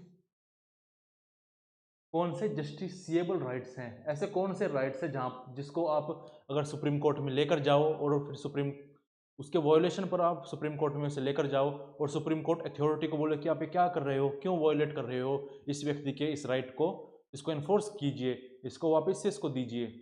तो फंडामेंटल राइट्स होते हैं जो एनफोर्सिएबल होते हैं, जो जस्टिसिएबल होते हैं। कौन से जस्टिसिएबल नहीं होते, कौन से अधिकारों को आप लेकर, कौन से राइट्स को आप लेकर आप सुप्रीम कोर्ट जुडिशरी के पास नहीं जा सकते कि इसको एनफोर्स करा दीजिए। तो वह डीपीएसपी को लेकर नहीं जा सकते, ड्यूटीज़ को लेकर नहीं जा सकते, ठीक है। बात करें इंडियन कॉन्स्टिट्यूशन में कहाँ कहाँ इनकी जगह है, तो पार्ट 3 में हमें फंडामेंटल राइट्स देखने को मिलती है आर्टिकल 12 से लेकर आर्टिकल 35 तक। ड्यूटीज़ की बात करें तो आर्टिकल 51A में 11 ड्यूटीज़ दी गई हैं। इनिशियली 10 थी लेकिन बाद में 11 कर दी गई। डायरेक्टिव प्रिंसिपल्स पार्ट 4 में हमें देखने को मिलती है आर्टिकल 36 से लेकर आर्टिकल 51 तक। प्रियम्बल, जिसको ऑब्जेक्टिव रिजोल्यूशन भी कहा गया था, शुरुआत में 13 दिसंबर 1946 में इसको मूव किया गया था जवाहरलाल नेहरू के द्वारा। 22 जनवरी 1947 में इसको अडॉप्ट कर लिया गया था और आज हमारे सामने है प्रियम्बल। प्रियम्बल को 42nd कॉन्स्टिट्यूशनल अमेंडमेंट एक्ट 1976 में सबसे पहले अमेंड किया गया था, जिसमें 3 शब्द इसमें ऐड किए गए थे, सोशलिस्ट, सेकुलर और इंटीग्रिटी। शुरुआत में इसको इंडियन कॉन्स्टिट्यूशन का हिस्सा नहीं समझा गया, लेकिन बाद में माना गया कि हाँ इंडियन कॉन्स्टिट्यूशन का हिस्सा ही है प्रियम्बल। नेक्स्ट पूछा गया है इंटरनेशनल थ्योरी के रिगार्डिंग कौन कौन सी स्टेटमेंट सही है, कौन कौन सी स्टेटमेंट इंटरनेशनल थ्योरी से एसोसिएट करती है। तो पहला है इसमें इंटरनेशनल थ्योरी ऑफ रियलिज्म, जो रियलिज्म की थ्योरी है इंटरनेशनल रिलेशंस में, उससे कौन कौन सी स्टेटमेंट हमारी रिलेट करती है। तो पहली हमारी स्टेटमेंट है कि domestic politics is characterised by hierarchy and international politics is characterised by anarchy. तो हाँ बिल्कुल बात सही है। हम डोमेस्टिक पॉलिटिक्स में एक नेशन के अंदर क्या देखते हैं, एक हायरार्की होती है। सबसे ऊपर होती है सेंट्रल गवर्नमेंट, फिर होती है स्टेट गवर्नमेंट, फिर आती है हमारी लोकल गवर्नमेंट। हायरार्की हमें देखने को मिल रही है यहाँ पर। लेकिन अगर हम बात करें इंटरनेशनल पॉलिटिक्स में, तो क्या वहाँ पर हायरार्की है? तो वहाँ पर हायरार्की नहीं है। वहाँ पर ऐसा नहीं है कि यूएस से पहले आता है, इंडिया उससे पहले आता है, या फिर यूनाइटेड किंगडम उससे पहले आता है। एनार्की है, एनार्की है। तो ठीक है, पहला ऑप्शन हमारा सही हो जाएगा। Power is both means and. तो हमने पहले क्वेश्चन में देखा अभी कि किस प्रकार से ऑफेंसिव रियलिज्म वाले पावर को एंड भी मानते और मीन्स ही मानते हैं। तो ये भी सही है, ये ऑफेंसिव रियलिज्म में आ जाता है। जॉन मियरशीमर इससे एसोसिएट करते हैं। Believe in relative gain rather than absolute gain, ये बात बिल्कुल सही है। डिफेंसिव रियलिस्ट बोलते हैं रिलेटिव गेन के बारे में, ये बात सही है। Anarchy is what state make of it. अब ये इंटरनेशनल रियलिज्म के बारे में नहीं है, ये है कंस्ट्रक्टिविज्म के बारे में, सोशल कंस्ट्रक्टिविज्म के बारे में, जहां पर अलेक्जेंडर वेंट इस बात को कहते हैं कि anarchy is what state make of it. तो ये स्टेटमेंट नहीं होगी। ई में कहा गया है लाइक ऑल पॉलिटिक्स, सभी पॉलिटिक्स की तरह इंटरनेशनल पॉलिटिक्स में भी स्ट्रगल है पावर का। बिल्कुल बात सही है, हमें स्ट्रगल देखने को मिलता है पावर का, कि दो अगर स्टेट हैं तो अपनी पावर को बढ़ाना चाहते हैं, अपने ओहदे को बढ़ाना चाहते हैं इंटरनेशनल लेवल पर अपने डोमिनेंस को स्थापित करने के लिए। तो हमारी ये स्टेटमेंट सी हो जाएगी A B C E, A B C ई। तो लो हम नेक्स्ट क्वेश्चन की तरफ बढ़ते हैं। यहाँ पर हमसे पूछा गया है कि किसने फॉर्म की थी, किसने फाउंड की थी ऑल इंडिया हरिजन संघ। तो वे गांधी जी थे जो ऑल इंडिया हरिजन संघ की स्थापना करते हैं। ये हरिजन किसको कहा गया है? जो उस समय अनटचेबल्स थे। अब यहाँ पर जब गांधी जी अनटचेबल्स को, जिनको छूने से भी मना होती है, उनको हरिजन कहते हैं। हरिजन का मतलब है हरि के जन, भगवान के बंदे, हरि के बंदे। तो अंबेडकर जिस पे कहते हैं कि ये आप क्या बोल रहे हो, एक तरफ तो आप इनको छूने से भी आप सभी लोग कतर रहे हो, और एक तरफ आप इनको हरि के जन बोल रहे हो। तो ऐसे आडंबर मत रचिए, इनको अनटचेबल्स ही कहिए आप, जिससे लोगों को पता लगे कि हाँ हम ये क्या गलती कर रहे हैं और फिर में सुधार करें। ऐसे हरिजन बोल बोल के आप कोई मतलब नहीं बैठता। तो अम्बेडकर तो मना करते हैं कि हरिजन जैसे शब्दों का इस्तेमाल मत कीजिए। ज्योतिबा फुले की बात करें तो बी आर अम्बेडकर ज्योतिबा फुले को, बुद्ध को और कबीर को अपने आइडल मानते हैं। अरविंदो घोष लाइफ डिवाइन की बात करते हैं। तो यहाँ पर हमारा ऑप्शन हो जाएगा मोहनदास करमचंद गांधी। आगे बढ़ते हैं हम। यहाँ पर हमें कुछ थ्योरीज दी गई हैं और पूछा गया है, उनके रिगार्डिंग स्टेटमेंट्स दी गई है, उनकी कैरेक्टरिस्टिक्स पूछी गई है। तो कौन कौन सी है? लिबरलिज्म, मार्क्सिज्म, फेमिनिज्म और कंजर्वेटिज्म। स्टेटमेंट क्या है कि government requires a special elite, majority of population are incapable of effective self government, कि कि अपना आप को गवर्न ही नहीं कर सकते, उनको गवर्नमेंट की ज़रूरत होती है जो रूल्स रेगुलेशन उनको डायरेक्शंस दिखाए। तीसरी है political democracy ignores the lack of democracy in economic relations. कि ठीक है पॉलिटिकल लेवल पर तो डेमोक्रेसी है, लेकिन इकोनॉमिक लेवल का क्या? आप ये तो बोल रहे हो कि 1 vote for 1 people, 1 vote 1 person 1 vote, लेकिन आप ये क्यों नहीं बोल रहे हो कि सभी जो लोग हैं उनको इक्वल इनकम मिलेगी, उनको इक्वल वेजेस मिलेगी, सबके पास इक्वल पैसा होगा? तो ऐसा कौन बोलता पाया जाता है? तो सीधी सी बात है, तो कार्ल मार्क्स ही बोलते हैं, मार्क्सिज्म वाले ही बोलते हैं। Democratic system reflects gender division in society. अब जहाँ जहाँ जिस स्टेटमेंट में जिस फैक्ट में आपको देखने को मिलेगा कि जेंडर की बात की गई है, तो समझ लेना कि वो फेमिनिस्ट ही होंगे। तो फेमिनिज्म बोलते हैं। रही बात गवर्नमेंट रिक्वायर्स स्पेशल एलिट, ये में कंजर्वेटिव्स बोलते हैं। कंजर्वेटिव्स मानते हैं कि आम जनता के बस के नहीं है, आम जनता के बस में नहीं है कि वो गवर्न करे, वो चीज़ों को लेकर चले, सत्ता को संभाले। कुछ अनोखे ही लोगों की हमें ज़रूरत है जो सत्ता को संभाले और पावर में आए। तो कंजर्वेटिव्स ऐसा कहते हैं। लिबरल्स क्या कहते हैं? लिबरल्स ये मानते हैं कि सभी लोग इतने सक्षम नहीं हैं कि वो अपना आप को गवर्न कर ले, उनको रूल्स रेगुलेशन की आवश्यकता पड़ती है। तभी तो लिबरल्स कहते हैं, लिबरलिज्म कहती है कि स्टेट जो है नेसेसरी इविल है। वो नेसेसिटी भी है, आवश्यकता भी है और इविल भी है। नेसेसिटी क्यों है? क्योंकि लोग अपना आप को गवर्न नहीं कर सकते। अगर स्टेट ना हो तो लोग अपना एक दूसरे को ही मार कर खा जाएं। इविल क्यों है?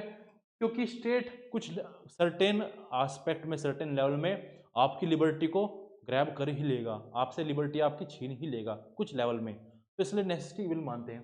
तो बोलते हैं कि हाँ, मेजोरिटी ऑफ पॉपुलेशन इनकेपेबल होती है इफेक्टिव सेल्फ गवर्नमेंट में।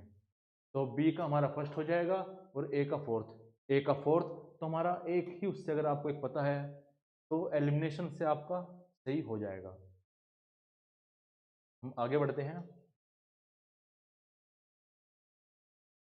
अब यहाँ पर हमसे पूछा गया है कि डेलिब्रेटिव डेमोक्रेसी किन किन चीज़ों को लेकर चलती है। तो पहले मैं आपको बता दूं कि डेलिब्रेटिव डेमोक्रेसी क्या होती है। देखिए डेमोक्रेसी क्या होती है? जनता का राज, जहाँ पर जनता अपने लीडर्स को इलेक्ट करती है। लेकिन डेलिब्रेटिव क्या है? डेमोक्रेसी में क्या होता है? जनता के द्वारा जो सिलेक्टेड इलेक्टेड लोग होते हैं वो जाकर कानून बनाते हैं। लेकिन डेलिब्रेटिव डेमोक्रेसी में क्या होता है कि जो पॉलिसीज लाई जाती हैं उसमें लोगों की पार्टिसिपेशन काफ़ी ज़्यादा होती है। वे काफ़ी हद तक डिस्कस करते हैं, खुद डिस्कस करते हैं और खुद डिसाइड करते हैं। काफ़ी सारी डिबेट होती हैं, काफ़ी डेलिब्रेटली पॉलिसीज़ को डिस्कस किया जाता है। तो उसमें क्या क्या चीज़ें इंक्लूड होंगी? तो जाहिर सी बात है उसमें इनफॉर्मल डिबेट्स होंगी, लोगों के तर्कों का इस्तेमाल किया जाएगा और ट्रुथ को इम्पार्शली देखा जाएगा कि कौन से चीज़ें, कौन सी पॉलिसी किस प्रकार से ही हो सकती है बिना कोई बाइसनेस लाए। मोनोइज्म और ड्यूअलिज्म होगा तो ये तो बेकार बात है। मोनोइज्म मतलब एक ही आइडिया आगे रहना, ड्यूअलिज्म मतलब दो आइडिया को आगे रहना। यहाँ पर तो मल्टीपल होंगे, जब डेलिब्रेशन करेंगे हम तो ये गलत हो जाएगा हमारा। तो हमारा कौन सा सही है? Informal debates, public use of reason, impartial pursuit of truth. अब आप बोलोगे कि आपने डायरेक्ट पार्टिसिपेशन ऑफ पीपल क्यों नहीं बोला है? तो ये इसलिए क्योंकि ठीक है ये इंपॉर्टेंट एस्पेक्ट है कि डायरेक्ट लोग पार्टिसिपेट करें, लेकिन ये एसेंशियल नहीं है। इसके बिना भी डेलिब्रेटिव डेमोक्रेसी काम करती है। और आज के समय में हम अगर देखें तो डायरेक्ट पार्टिसिपेशन लोगों की संभव भी नहीं है। वो ऐसा नहीं कर सकते कि पार्लियामेंट में सब जाकर बैठ जाएं और नियम कानून बना ले, क्योंकि पॉपुलेशन ही काफ़ी ज़्यादा हो चुकी है। तो हमारा ए, बी और डी, नहीं ए, सी और डी, तो हमारा ये सी हो जाएगा। हम आगे बढ़ते हैं। अब देखिए हमसे पूछा गया है कि डेवलपमेंट एडमिनिस्ट्रेशन में क्या क्या चीज़ें होती हैं। डेवलपमेंट एडमिनिस्ट्रेशन एनकम्पासेस, तो देखिए पहले हम जान लेते हैं डेवलपमेंट एडमिनिस्ट्रेशन है क्या। ये देखिए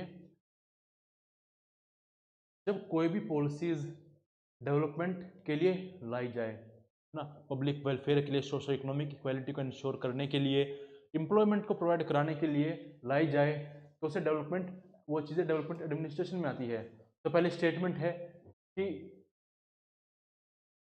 activities relating to centralisation and limiting the number of agencies that deal with the development to be undertaken? नहीं, जब डेवलपमेंट एडमिनिस्ट्रेशन की बात करी जाती है तो सेंट्रलाइजेशन ना होकर डिसेंट्रलाइजेशन की बात करी जाती है। एजेंसीज को लिमिट नहीं किया जाता, एजेंसीज को बढ़ाया जाता है कि ज़्यादा से ज़्यादा एजेंसी होगी, ज़्यादा से ज़्यादा काम हो पाएगा। तो स्टेटमेंट हमारी गलत हो जाती है। दूसरी स्टेटमेंट है कि नई मैनेजमेंट एजेंसीज और सिस्टम को इन्वॉल्व किया जाता है, ईजाद किया जाता है, तो ये ठीक है। थर्ड है हमारी कि प्लानिंग सिस्टम को अडॉप्ट किया जाता है, मॉनिटर किया जाता है कि चीज़ें डिलीवर हो रही है या नहीं, तो सी भी सही है हमारा। चौथा, अपॉइंट किए जाते हैं ट्रेंड पर्सनल्स सपोर्ट प्रोवाइड कराने के लिए पॉलिसीज में, ये बात भी हमारी सही है।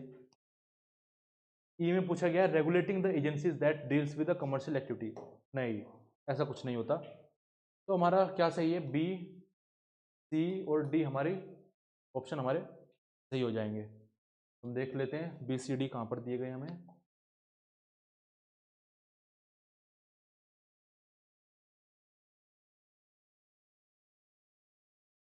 बी सी डी, तो ये ऑप्शन हमारा सही हो जाएगा।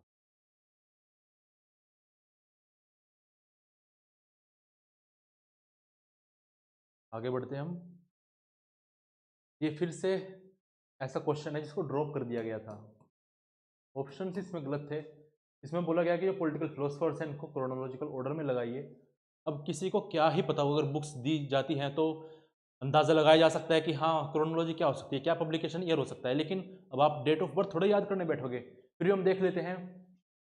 तो सबसे पहले आते हैं हर्बर्ट मार्कस, सबसे पहले आते हैं कार्ल पोपर, उसके बाद उनका जन्म होता है, फिर सीबी मैकफर्सन, रॉबर्ट डहाल और जॉन रॉल्स। कोई मतलब नहीं बैठता इस क्वेश्चन का। आगे हम देखते हैं। उसने पूछा गया है cosmopolitans argue that citizenship should be extended to. अब कॉस्मोपॉलिटियंस कौन होते हैं? ये वो लोग होते हैं, ये वो थ्योरिस्ट होते हैं जो पूरे अर्थ को ग्लोबल लेवल पर सबको एक मानते हैं। बोलते कि नेशनल स्टेट का कॉन्सेप्ट आप छोड़ दीजिए, आप ग्लोबल लेवल पर बात कीजिए, हम सभी एक ही कम्युनिटी के, सभी इंसान तो हैं, क्यों हम झगड़ रहे हैं, क्यों हम इतना डिवीजन है। तो यहाँ पर बात करते हैं कि हमारी सिटीजनशिप भी ग्लोबल होनी चाहिए, किसी स्टेट की सिटीजनशिप ना होकर हमारी ग्लोबल लेवल की सिटीजनशिप होनी चाहिए, हमें ग्लोबल सिटीजनशिप के रूप में देखा जाना चाहिए। तो ये लोग वर्ल्ड एज अ होल के रूप में देखते हैं।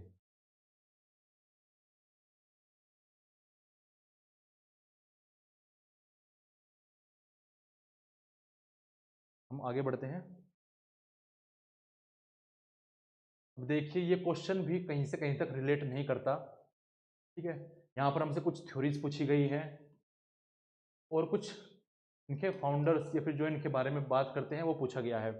कहीं से कहीं तक हमारे सिलेबस से रिलेट नहीं करता डायरेक्टली, लेकिन ठीक, क्योंकि हम जानते हैं एग्जामिनर कुछ 10 से 15% तक ऐसे क्वेश्चंस बनाता है जो उसको पता होता है कि इसके आंसर कोई दे नहीं पाएगा, और वो चाहता भी नहीं है कि कोई इसके आंसर दे, क्योंकि अगर सब ने इसके आंसर या फिर किसी ने भी इसका आंसर दे दिया तो ऐसा हो जाएगा कि बच्चे ने तो सारे करेक्ट कर दिए।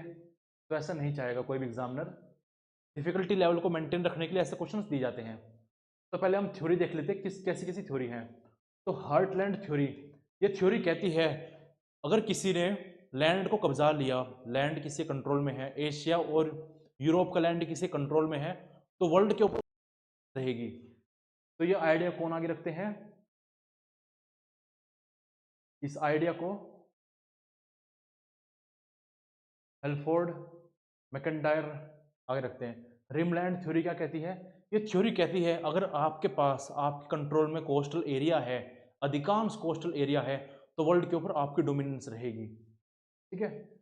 सी पावर थ्योरी क्या कहती है? ये कहती है अगर आपका कंट्रोल सी पर है, आपका कंट्रोल समुद्रों पर है, अगर आपकी नेवी इतनी विशाल है कि समुद्रों को कंट्रोल कर सकती है, समुद्र में आने जाने वाले शिप्स को कंट्रोल कर सकती है, तो आपकी डोमिनेंस रहेगी वर्ल्ड में। वहीं एयर पावर थ्योरी क्या कहती है? कहती है अगर आपकी हवा में पकड़ है, हवा में पकड़ कैसे होगी? अगर आपकी एयरफोर्स काफ़ी मजबूत है तो फिर आप वर्ल्ड में डोमिनेट करोगे। तो इसमें हमारे ऑप्शंस क्या हो जाते हैं? तो हर्टलैंड थ्योरी हमने देख लिया, और रिमलैंड थ्योरी को निकोलस स्पाइकम स्पाइकमैन देते हैं, स्पाइमैन। सी पावर थ्योरी को कौन देते हैं? तो सी पावर थ्योरी को देते हैं A.T. महान। और एयर पावर थ्योरी को कौन देते हैं? यह अलेक्जेंडर सेवर्स्की। आगे बढ़ते हैं हम।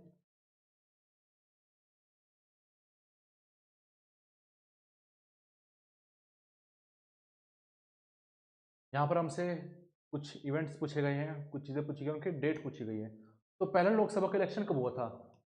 जाहिर सी बात है 1952 में। कॉन्स्टिट्यूशन को कब अडॉप्ट किया गया था? 1949 में, जब प्रियम्बल में आखिरी में कहते हैं we on this date 26 of November 1949 we do hereby adopt enact and give ourselves this constitution। First Republic day 1950 में मनाया गया था। इमरजेंसी कब लगी थी? 1975 में। तो देख लेते हैं, ए का फोर्थ होगा, ए का फोर्थ, बी का सेकंड, सी का वन, डी का थर्ड। ठीक है, ये हमारा सी हो जाएगा इस प्रकार से। आगे हम मूव करते हैं।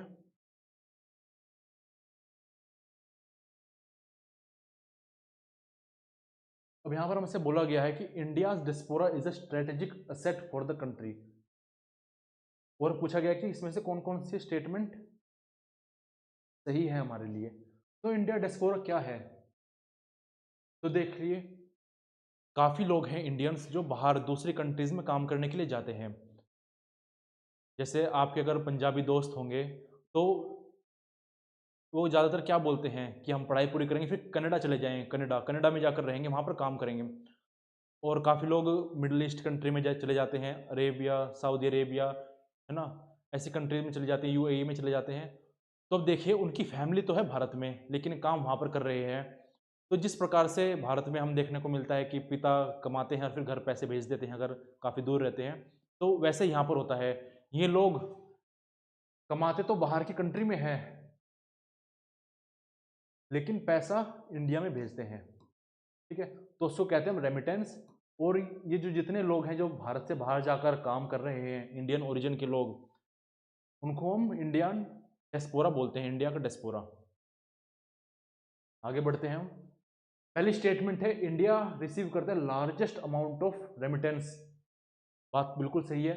जब बात आती है रेमिटेंस रिसीव करने की, तो इंडिया का नाम सबसे पहले आता है। मतलब भारत के लोग जो बाहर काम कर रहे हैं वो सबसे ज़्यादा पैसा भेज रहे हैं एज़ कम्पेयर टू किसी और कंट्री के जो लोग किसी और अपनी दूसरी कंट्री में काम कर रहे हैं। सेकंड है illegal Indian immigrants, illegal Indian migrants have given a bad name to India. हाँ, ये बात तो है, थोड़ा इमेज तो खराब होती है, लेकिन ये कुछ खास असर नहीं डाल रहा है। Indian American played key role in the passing of Indo US nuclear deal. हमने न्यूक्लियर डील को पढ़ा जो 2005 में शुरू हुई थी और 2008 में इसको साइन कर लिया गया था। तो मैं आपको बताना चाहता हूँ कि इसको इनिशिएट करने में, इसको कंप्लीट करवाने में इंडियन अमेरिकन्स जो वहाँ पर अमेरिका की पार्लियामेंट में इलेक्टेड हैं, उन्होंने काफ़ी इंपॉर्टेंट रोल प्ले किया था इसको करवाने में। तो हमारी पहली सही हो गई और सी सही हो गई। फिर इसमें बोला गया कि इंडिया ट्रेंड इंजीनियर्स, इंडिया के द्वारा ट्रेंड किए इंजीनियर्स ने जो आईटी रिवोल्यूशन है यूएसए में उसको लाया। फिर वे ठीक है भारत में आए और उन्होंने फिर भारत में भी जैसे बेंगलुरु जैसी सिटीज़ हैं वहाँ पर टेक्नोलॉजी का कितना प्रचलन है ना, आईटी कंपनी से कितना प्रचलन है, तो उसको किया। तो बात बिल्कुल सही है। ये स्टेटमेंट है Indian diaspora is a source of soft power for India. हाँ, बिल्कुल सही है। तो ACE देख लीजिए, ACE कौन है इसमें? डी भी है, ACDE तो हमारा पहला सही हो जाएगा। हम आगे बढ़ते हैं। अब यहाँ पर हमसे पूछा गया है system theory focuses on the study of organisation as.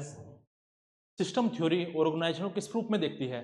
तो देखिए, हम जानते हैं अगर कोई भी ऑर्गेनाइजेशन है, मान लीजिए एक ऑर्गेनाइजेशन है, इसमें ऐसा तो है नहीं कि कुछ ही एक दो लोग ही काम करते होंगे फिर एक ही डिपार्टमेंट होगा। किसी भी ऑर्गेनाइजेशन में मल्टीपल्स ऑफ डिपार्टमेंट होते हैं। कुछ एडमिनिस्ट्रेशन का रोल प्ले करते हैं, कुछ एग्जीक्यूशन का रोल प्ले करते हैं। अलग अलग प्रकार के डिपार्टमेंट्स होते हैं जो सारी चीज़ों को देखते हैं, कुछ फाइनेंस को देखते हैं, ऐसे है ना। और इन सभी डिपार्टमेंट्स के बीच में हमें कोलैबोरेशन देखने को मिलता है। ये सारे एक दूसरे से इंटरकनेक्टेड हैं, एक दूसरे के लिए काम करते हैं, एक दूसरे का रोल प्ले करते हैं, तब जाकर कोई भी ऑर्गेनाइजेशन स्मूथली रन कर पाती है। ठीक है, तो यही बात है कि सिस्टम थ्योरी ऑर्गेनाइजेशन में किस चीज़ों को देखती है, ऑर्गेनाइजेशन को कोऑपरेटिव और कोलैबोरेटिव सिस्टम के रूप में देखती है कि किसी भी ऑर्गेनाइजेशन में कोऑपरेशन से, कोलैबोरेशन से ही काम चलता है, तभी वो स्मूथली काम कर पाती हैं। अगर वे ऑर्गेनाइज नहीं होंगे, डिसऑर्गेनाइज्ड होंगे, तो कैसे काम कर पाएंगे? फिर तो धूमिल हो जाएंगे वो। हाँ, आगे हम बढ़ते हैं। अब हमसे पूछा गया है, हम जानते हैं कि 1991 में इंडिया ने एलपीजी रिफॉर्म्स लेकर आई थी। इंडिया लिबरलाइजेशन, ग्लोबलाइजेशन और प्राइवेटाइजेशन, अपनी इकोनॉमी को खोल दिया था। तो इसमें पूछा गया है कि इंडियन डेमोक्रेसी के लिए कौन कौन से चैलेंज बने थे, है ना। Among the following challenges to Indian democracy, जो नीचे चैलेंजेस दिए गए हैं, कौन सा ग्लोबलाइजेशन से रिलेट नहीं करता? तो हम एक एक करके डिस्कस कर लेते हैं। पहला है डीपोलिटिसाइजेशन। क्या जब ग्लोबलाइजेशन आया तो क्या इंडिया में डीपोलिटिसाइजेशन हुआ? तो हाँ, पोलिटिसाइजेशन कम हुआ, काफ़ी मुद्दे फ्री छोड़ दिए गए क्योंकि इकोनॉमी खोल दी गई, रूल्स रेगुलेशंस को कम कर लिया गया, सरकार का इन्वॉल्वमेंट कम हो गया, तो डीपोलिटिसाइजेशन हुआ। Roll back of welfare state, तो हाँ, अब तक जो गवर्नमेंट सभी एस्पेक्ट्स को कंट्रोल कर रही थी, सभी रेट्स को डिफाइन कर रही थी सभी कम्युनिटीज़ के, अब वो गवर्नमेंट पीछे आ गई है। क्यों? क्योंकि फिस्कल डेफिसिट काफ़ी हो गया है, व्यापार घाटा काफ़ी हो गया है, अब काफ़ी कम पैसा बचा है गवर्नमेंट के पास, तो वो क्या करेगी? पीछे हट जाएगी, बोलेगी प्राइवेट प्लेयर्सों की अब आप संभालिए, हम थोड़ा पीछे हट जाते हैं। तो वेलफेयर स्टेट का roll back. Politics of defection, अब ठीक है ये चैलेंज है इंडियन डेमोक्रेसी के लिए, इंडिया में चैलेंज है पॉलिटिक्स ऑफ डिफेक्शन। आया राम गया राम हम देखते हैं, जिसमें मेंबर लेजिस्लेटिव असेंबली का या फिर पार्लियामेंट का पार्टी बदल लेता है, तो है, पर ये तो ग्लोबलाइजेशन से कोई लेना देना है नहीं। ये तो 52nd अमेंडमेंट एक्ट 1985 में आया था इसे डील करने के लिए। डीके ऑफ नेशन स्टेट, ये है, हमने कल पढ़ा था कि डीके कब होता है नेशन स्टेट का। सैमुअल पी हंटिंगटन कॉन्सेप्ट देते हैं पॉलिटिकल डीके का कॉन्सेप्ट, जिसमें वो कहते हैं कि ऐसी एक्टिविटीज़ जिससे नेशन ग्रोथ की तरफ जाए, अपना पतन की तरफ डिक्लाइन हो। इसमें एंटी नेशनल एक्टिविटीज़ हमने पढ़ी थी, इरेगुलर इलेक्शंस के बारे में पढ़ा था, पॉलिटिकल असैसिनेशन के बारे में पढ़ा था। लेकिन एक और एस्पेक्ट भी है जहाँ पर हमें देखने को मिलता है कि हाँ, पॉलिटिकल डिके हो रहा है, नेशन स्टेट का डिके हो रहा है। देखिए, जब हम किसी चीज़ की रिलेवेंस को कम कर देते हैं, किसी चीज़ की रिलेवेंस कम हो जाती है, तो उसको भी हम मानते हैं कि इसका डिके हो रहा है, इसका पतन होना शुरू हो गया। तो जब ग्लोबलाइजेशन हुआ, अपनी इकोनॉमी को खोल दिया गया, तो स्टेट का जो रोल था वो कम हो गया, स्टेट की रिलेवेंस कम हो गई। कैसे कम हुई? अब इंटरनेशनल इकोनॉमिक फॉर्म्स जो थे, एमएनसीज जो थी, इंटरनेशनल इंस्टीट्यूशंस थे, वो ज़्यादा रोल प्ले कर रहे थे। स्टेट को बोल रहे थे भाई आप साइड में बैठ जाइए, हम खुद डील कर लेंगे। तो हाँ, डीके हुआ, स्टेट को कम पूछे जाने लगा। क्रोनी कैपिटलिज्म, क्रोनी कैपिटलिज्म क्या है? जब हम बिजनेसमैन में, कैपिटलिस्ट में और स्टेट में, पॉलिटिशियंस में एक नेक्सस देखने को मिलता है, तब होता है क्रोनी कैपिटलिज्म। तो हाँ, ये भी आया। जो बड़ी बड़ी एमएनसीज हैं, वो किसी भी नेशन की पॉलिटिक्स को, छोटे छोटे नेशंस की पॉलिटिक्स को निचोड़ कर रख देती है। वो अपने अनुसार पपेट रूलर को बैठाती है यहाँ पर जाके, जैसे पाकिस्तान में होता है, जैसे बांग्लादेश में भी हो रहा है। जैसे कई बार इलोन मस्क भी बोल देते हैं कि लैटिन अमेरिकन कंट्रीज़ में वही पावर में आएगा जो हमारे अकॉर्डिंग काम करेगा, ऐसी पॉलिसीज लाएगा जिससे हमारे ट्रेड को बेनिफिट होता हो। तो ABDE, तो ABDE सही है, लेकिन इसने पूछा है कौन सा रिलेट नहीं करता, तो C रिलेट नहीं करता, तो ये हो जाएगा हमारा करेक्ट आंसर। हम आगे बढ़ते हैं। हमसे पूछा गया है कि इंटीग्रल ह्यूमनिज्म का कॉन्सेप्ट किसने दिया है। अगर आपने पहले की 3 क्लास देखी हो तो आपको पता होगा कि इंटीग्रल ह्यूमनिज्म का कॉन्सेप्ट दीनदयाल उपाध्याय जी देते हैं अपने लेक्चर्स के दौरान। 1960s की ये बात है। स्वामी विवेकानंद की बात करें तो न्यो वेदांता की बात करते हैं, कर्म योग, जनन योग, इनके वर्क हैं। 12 जनवरी को इनका जन्म हुआ था, ठीक है, और इसी डेट को हम नेशनल यूथ डे के रूप में भी मानते हैं। अरविंदो घोष लाइफ डिवाइन लिखते हैं। हम आगे बढ़ते हैं अब। रविंद्रनाथ टैगोर नेशनल एंथम ये लिखते हैं, बांग्लादेश का भी और इंडिया का भी।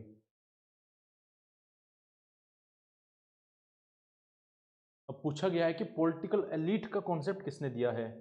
फिर से ये क्वेश्चन हमारा रिपीट हुआ है। पॉलिटिकल एलीट का कॉन्सेप्ट सी राइट मिल्स देते हैं अपनी बुक पॉलिटिकल एलीट 1956 में। इसमें कहते हैं कि केवल एक एलीट नहीं होता सोसाइटी में कि एक एलीट है और बाकी सब उसको फॉलो कर रहे हैं, नहीं। अगर मान लीजिए पूरी सोसाइटी है तो इसमें काफ़ी सारे ग्रुप होंगे, जैसे military leadership, business groups, businessman, यहाँ पर फार्मर, यहाँ पर टीचर्स, यहाँ पर पॉलिटिशियंस। तो ये कहते हैं कि इसमें भी जो सबसे ऊपर हैं इसमें एलिट होंगे, यहाँ पर भी कुछ एलिट होंगे, यहाँ पर भी कुछ एलिट होंगे जो सारे सबको रेगुलेट करते हो, सबको रेगुलेट करते हो, ये लोग सबको रेगुलेट करते हो, यहाँ के एलिट सबको रेगुलेट करते हो। तो कहते हैं जो डिसीजन लिए जाते हैं ये सभी एलिट मिलकर लेते हैं। और ऐसा नहीं है कि सबको पता होता है कि हाँ ये लोग ही निर्णय ले रहे हैं। जैसे डेमोक्रेसी में हम समझते हैं कि हाँ जनता के लिए कानून बन रहे हैं, जनता इन्फ्लुएंस कर रही है, लेकिन नहीं, कुछ एलिट्स हैं, अलग अलग ग्रुप में कुछ एलिट्स हैं जो कि सब मिलकर डिसीजन मेकिंग कर रहे हैं पर्दे के पीछे। हमको पता नहीं है कि वही निर्णय ले रहे हैं, वही चीज़ों को लीड कर रहे हैं, हम समझ रहे हैं कि ठीक है सब चीज़ें समान हैं। जेम्स बर्नहम की बात करें तो मैनेजर रेवोल्यूशन की बात करते हैं, मैनेजर रेवोल्यूशन नाम की बुक भी लिखते हैं। उसमें कहते हैं कि कैपिटलिस्ट के हाथों में से पावर जा चुकी है, अब एक नई क्लास इमर्ज होकर आई है जो कि मैनेजर्स की क्लास, जिनके हाथों में पावर आ चुकी है, जिनके हाथों में इकोनॉमिक पावर आ चुकी है। कैसे?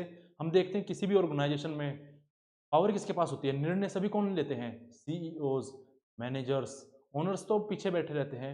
जब भी हम गूगल का नाम सुनते हैं तो कौन आता है सबसे पहले, सुंदर पिचाई की, सुंदर पिचाई की डायरेक्शन में चीज़ें हो रही है। हम आगे बढ़ते हैं। अब यहाँ पर बोला गया है कि peaceful China, peaceful rise of China एक मिथ है रेदर देन रियलिटी। इस आर्ग्यूमेंट को कौन कौन सी स्टेटमेंट सपोर्ट करती है? वैसे एक बात तो क्लियर है कि हाँ चाइना का जो राइज हो रहा है वो पीसफुल तो बिल्कुल भी नहीं है। कितना एग्रेसिवली वो एक्ट करते हैं, थोड़ा सा भी छेड़छाड़ हो जाए, थोड़ा सा भी इनके खिलाफ कोई बोल दे, कैसा मैसिव रिटेलिएट करते हैं। तो पहली स्टेटमेंट है China's nibbling of neighbours territory through slamming slicing strategy is against it's claim of peaceful rise. ये स्टेटमेंट सही है। यहाँ पर पूछा गया कि चाइना की जो स्ट्रेटजी है स्लाइसिंग की, वो दिखाती है कि वो रिजेक्ट करती है चाइना के क्लेम को, जो पीसफुल राइज का क्लेम है चाइना का, उसको रिजेक्ट करती है। कैसे? स्लैमिंग स्लाइसिंग क्या है? हम जानते हैं चाइना की पॉलिसी रही है एक्सपेंशनिस्ट की, वो अपने आप को बढ़ा रहा है। कैसे? अपने नेबर्स की टेरिटरी को थोड़ा थोड़ा थोड़ा थोड़ा ग्रैब कर कर थोड़ा थोड़ा अपने आप को वो एक्सपेंड कर रहा है। जैसे इंडिया की टेरिटरी को उसने 1962 में ग्रैब कर लिया। चाइना की पॉलिसी है कि वो तिब्बत को उसने ग्रैब कर लिया, वो सिक्किम को ग्रैब करना चाहता है, और अरुणाचल प्रदेश को ग्रैब करना चाहता है, वो भूटान को ग्रैब करना चाहता है, वो लद्दाख को ग्रैब करना चाहता है। तो ये है चाइना की स्लैमिंग स्लाइसिंग स्ट्रेटजी, जिसमें वो थोड़ी थोड़ी टेरिटरी ग्रैब करता जाएगा और अंत में आपको पता नहीं कब जाकर उसने काफ़ी बड़ा हिस्सा कब्जा लिया है।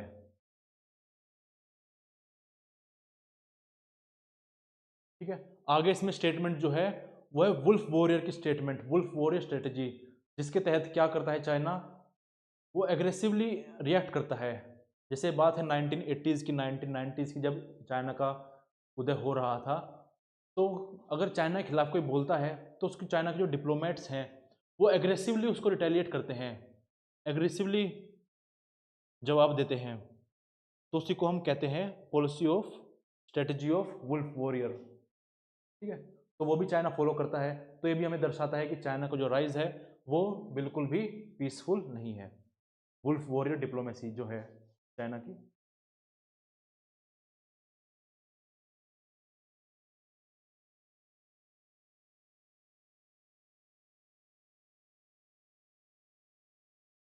तो पहली स्टेटमेंट रिजेक्ट करती है क्लेम चाइना के पीसफुल राइज को। सेकंड स्टेटमेंट क्या है कि चाइना मैसिव एड देता है एशियन और अफ्रीकन कंट्रीज को, बिल्कुल देता है। तो ये चाइना के पीसफुल क्लेम को सपोर्ट करती है। तो ठीक है सपोर्ट करती है, लेकिन हमें क्या पूछा गया है कि ऐसी स्टेटमेंट बताइए जो ये हमें कन्विंस करती हो कि जो चाइना का जो राइज है, जो पीसफुल राइज का जो क्लेम कर रहा है वो मिथ है, वो झूठा है। तो हमारी पहली स्टेटमेंट ये कहती है कि हाँ झूठा है। थर्ड स्टेटमेंट है कि नॉन डेमोक्रेटिक कंट्रीज को सपोर्ट करते हैं, अथॉरिटेरियन कंट्रीज को सपोर्ट करते हैं, जो कि वॉयलेट करता है इसका क्लेम पीसफुल राइज का। तो ये पूरी तरह से सही नहीं है कि पीसफुल राइज का क्लेम को वो कर रहा है। कोलैबोरेशन कोऑपरेशन तो हम किसी भी कंट्री के साथ शो कर सकते हैं। फिर China's assertion of 9 dash line is against it's claim of China's peaceful rise, बिल्कुल सही है। इसके लिए आपको पता होना ये 9 डैश लाइन क्या है। अब चाइना, साउथ चाइना सी में मान लीजिए चाइना है, यहाँ पर फिलीपींस, जापान जैसी कंट्रीज है, ये 9 डैश लाइन, ठीक है, यहाँ पर 9 डैश लाइन है, तो ये साउथ चाइना सी है, तो चाइना बोलता है कि सारा रीजन हमारा है। ऐसे में फिलीपींस, जापान जैसी कंट्री आकर बोलती है कि भाई क्या कह रहे हो आप लोग, ये आपको कैसे हो गया, ये तो हमारा भी हिस्सा में आता है, हमारे शिप नेविगेट कर सकते हैं यहाँ पर। चाइना बोलते हैं कि नहीं, आप भाड़ में जाइए। तो जब ऐसी एग्रेसिव, ऐसी लड़ने वाली स्टेटमेंट जब चाइना देता है तो साफ साफ दिखाता है कि ये हाँ पीसफुल राइज तो नहीं ही हो रहा है। फिर चाइना की वुल्फ वॉरियर डिप्लोमेसी जो मैंने बताई आपको कि उसके डिप्लोमेट्स एग्रेसिवली जवाब देते हैं, तो ये भी सही है। तो ADE चेक कर लेते हैं हम, ADE है क्या।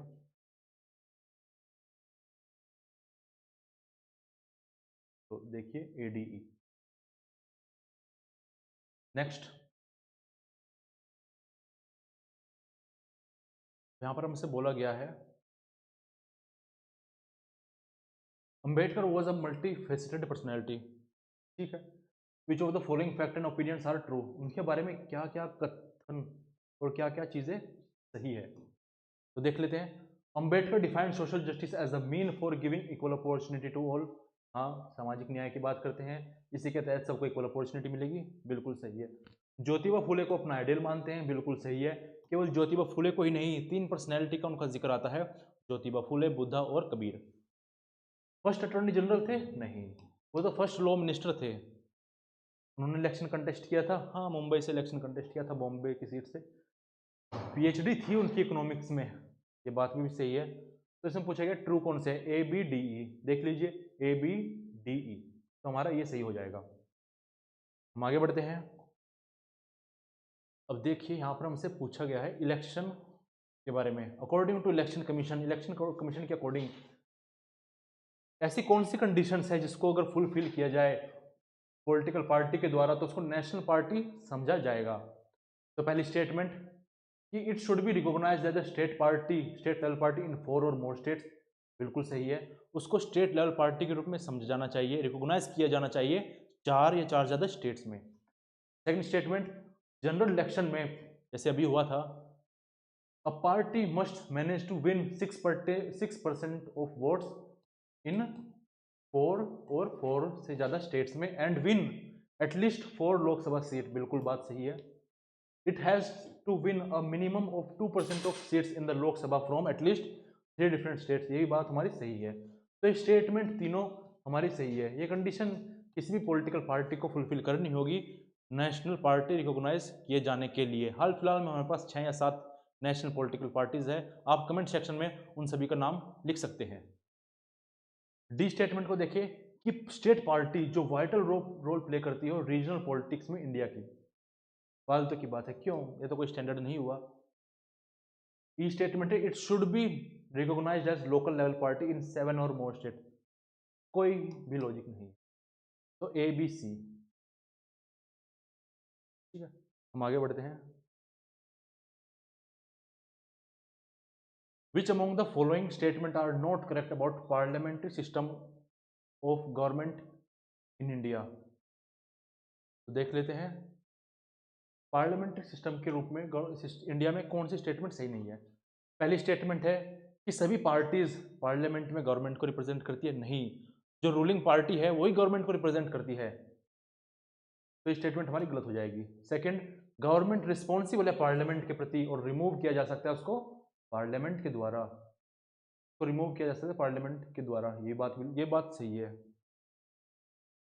थर्ड स्टेटमेंट है फिक्स पीरियड के लिए इलेक्ट होती है, ठीक है, हम मान लेते हैं 5 साल के लिए। डी स्टेटमेंट है government is chosen by the parliament and can not be removed before completion of its tenure. बिल्कुल गलत है, उसको उसके टर्म कंप्लीट होने से पहले रिमूव किया जा सकता है। वो कौन सा टूल है जिसके तहत किसी भी गवर्नमेंट को उसका टर्म कंप्लीट होने से पहले रिमूव किया जा सकता है? तो वो है नो कॉन्फिडेंस मोशन। तो ये बात गलत है कि रिमूव नहीं किया जा सकता, रिमूव किया जा सकता है। फिर an independent body is established by the constitution for the free and fair election. बिल्कुल सही है, इलेक्शन कमीशन को स्टैब्लिश किया जाता है। तो हमारा जो स्टेटमेंट सही है, बी और ई तो सही ही है, और हमारी सी भी स्टेटमेंट सही है, तो हम ये मान सकते हैं सेकंड। ठीक है,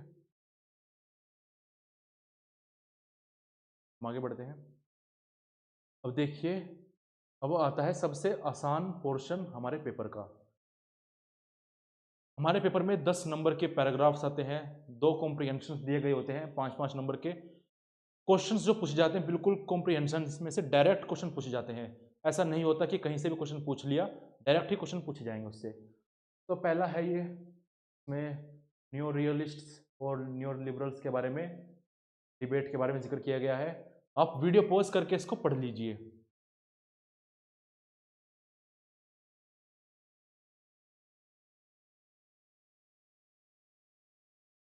ठीक है, आप सभी ने पढ़ लिया होगा इसको, तो हम आगे बढ़ते हैं।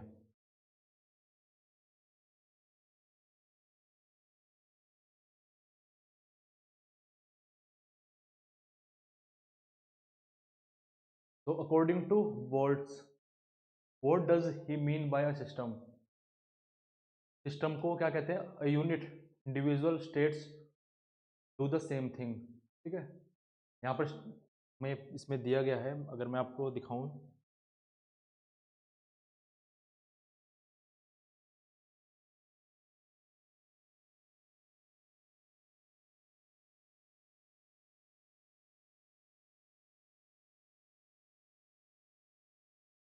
देखिए यहाँ per unit performs the same function in the system. तो अगर आपको लगता भी है कि स्टेटमेंट हमारी पढ़ी हुई नहीं है बिल्कुल भी, तो आप चेक कर सकते हैं कॉम्प्रिहेंशन में, वहाँ पर आपको दी जाए कि हाँ स्टेटमेंट दी गई है। किसने बुक लिखी थी? Man the state and war, ये लिखी थी केनेथ वोल्ट्स ने। यहाँ पर देखो हमें इसका जिक्र देखने को मिलता है। हमें बस ढंग से हमें अपना कॉम्प्रिहेंशन को पढ़ना है। नेक्स्ट, ये जो न्यू रियलिस्ट का इवोल्यूशन दिया गया है, ये 1970s की बात है। वोल्ट्स के अकॉर्डिंग कौन सा सिस्टम वॉर को प्रिवेंट करने में सही है? तो बाइपोलर। रियलिस्ट कौन नहीं है यहाँ पर? रॉबर्ट कोहेन रियलिस्ट नहीं है, ये तो लिबरल है। ई एच कार है, मॉर्गन थियो, केनेथ वोल्ट्स हैं। ई एच कार जो 20 ईयर क्राइसिस 1939 में लिखते हैं।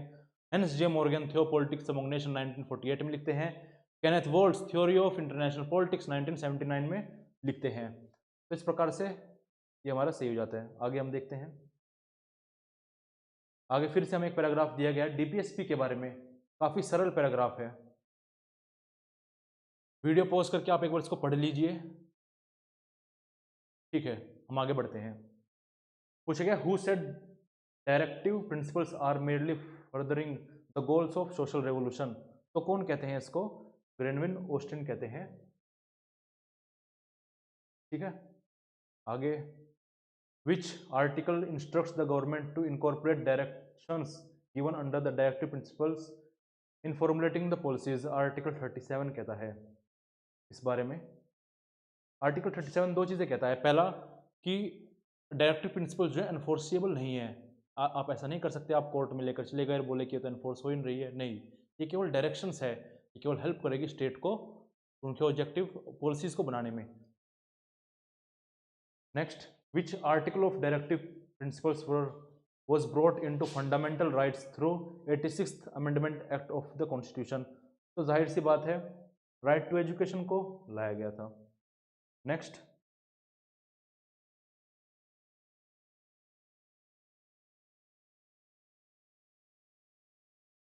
the chairman of drafting committee B.R. Ambedkar observes about directive principles. If any government ignores them, they will certainly have to answer for them before the electorate at the election time. Election के समय उत्तर तो देना पड़ेगा। तो ये क्या है, unethical है? नहीं, इसमें अनएथिकल जैसा कुछ नहीं, डायरेक्शन ही तो दी गई है, अपराध थोड़ी कर दिया है, इलीगल भी नहीं है, डायरेक्शंस एनफोर्सेबल नहीं है, स्टेट की मर्जी है कि किसी लॉ को बनाने में कौन सी पॉलिसीज़ को इम्प्लीमेंट करे, कौन सी को नहीं, कौन सी को डायरेक्टिव प्रिंसिपल को लगाए। फिलोसफिकल है? नहीं, तो ये पॉलिटिकल है। 100th question, who proclaimed that the directive principle of state policy is an attempt to import Fabian socialism without socialism? इस फैबियन सोशलिज्म को इम्पोर्ट करने की कोशिश की जा रही है बिना सोशलिज्म को रखे, तो वो सर इवोर जेनिंग बोलते हैं। तो यहाँ पर हमने सितंबर शिफ्ट के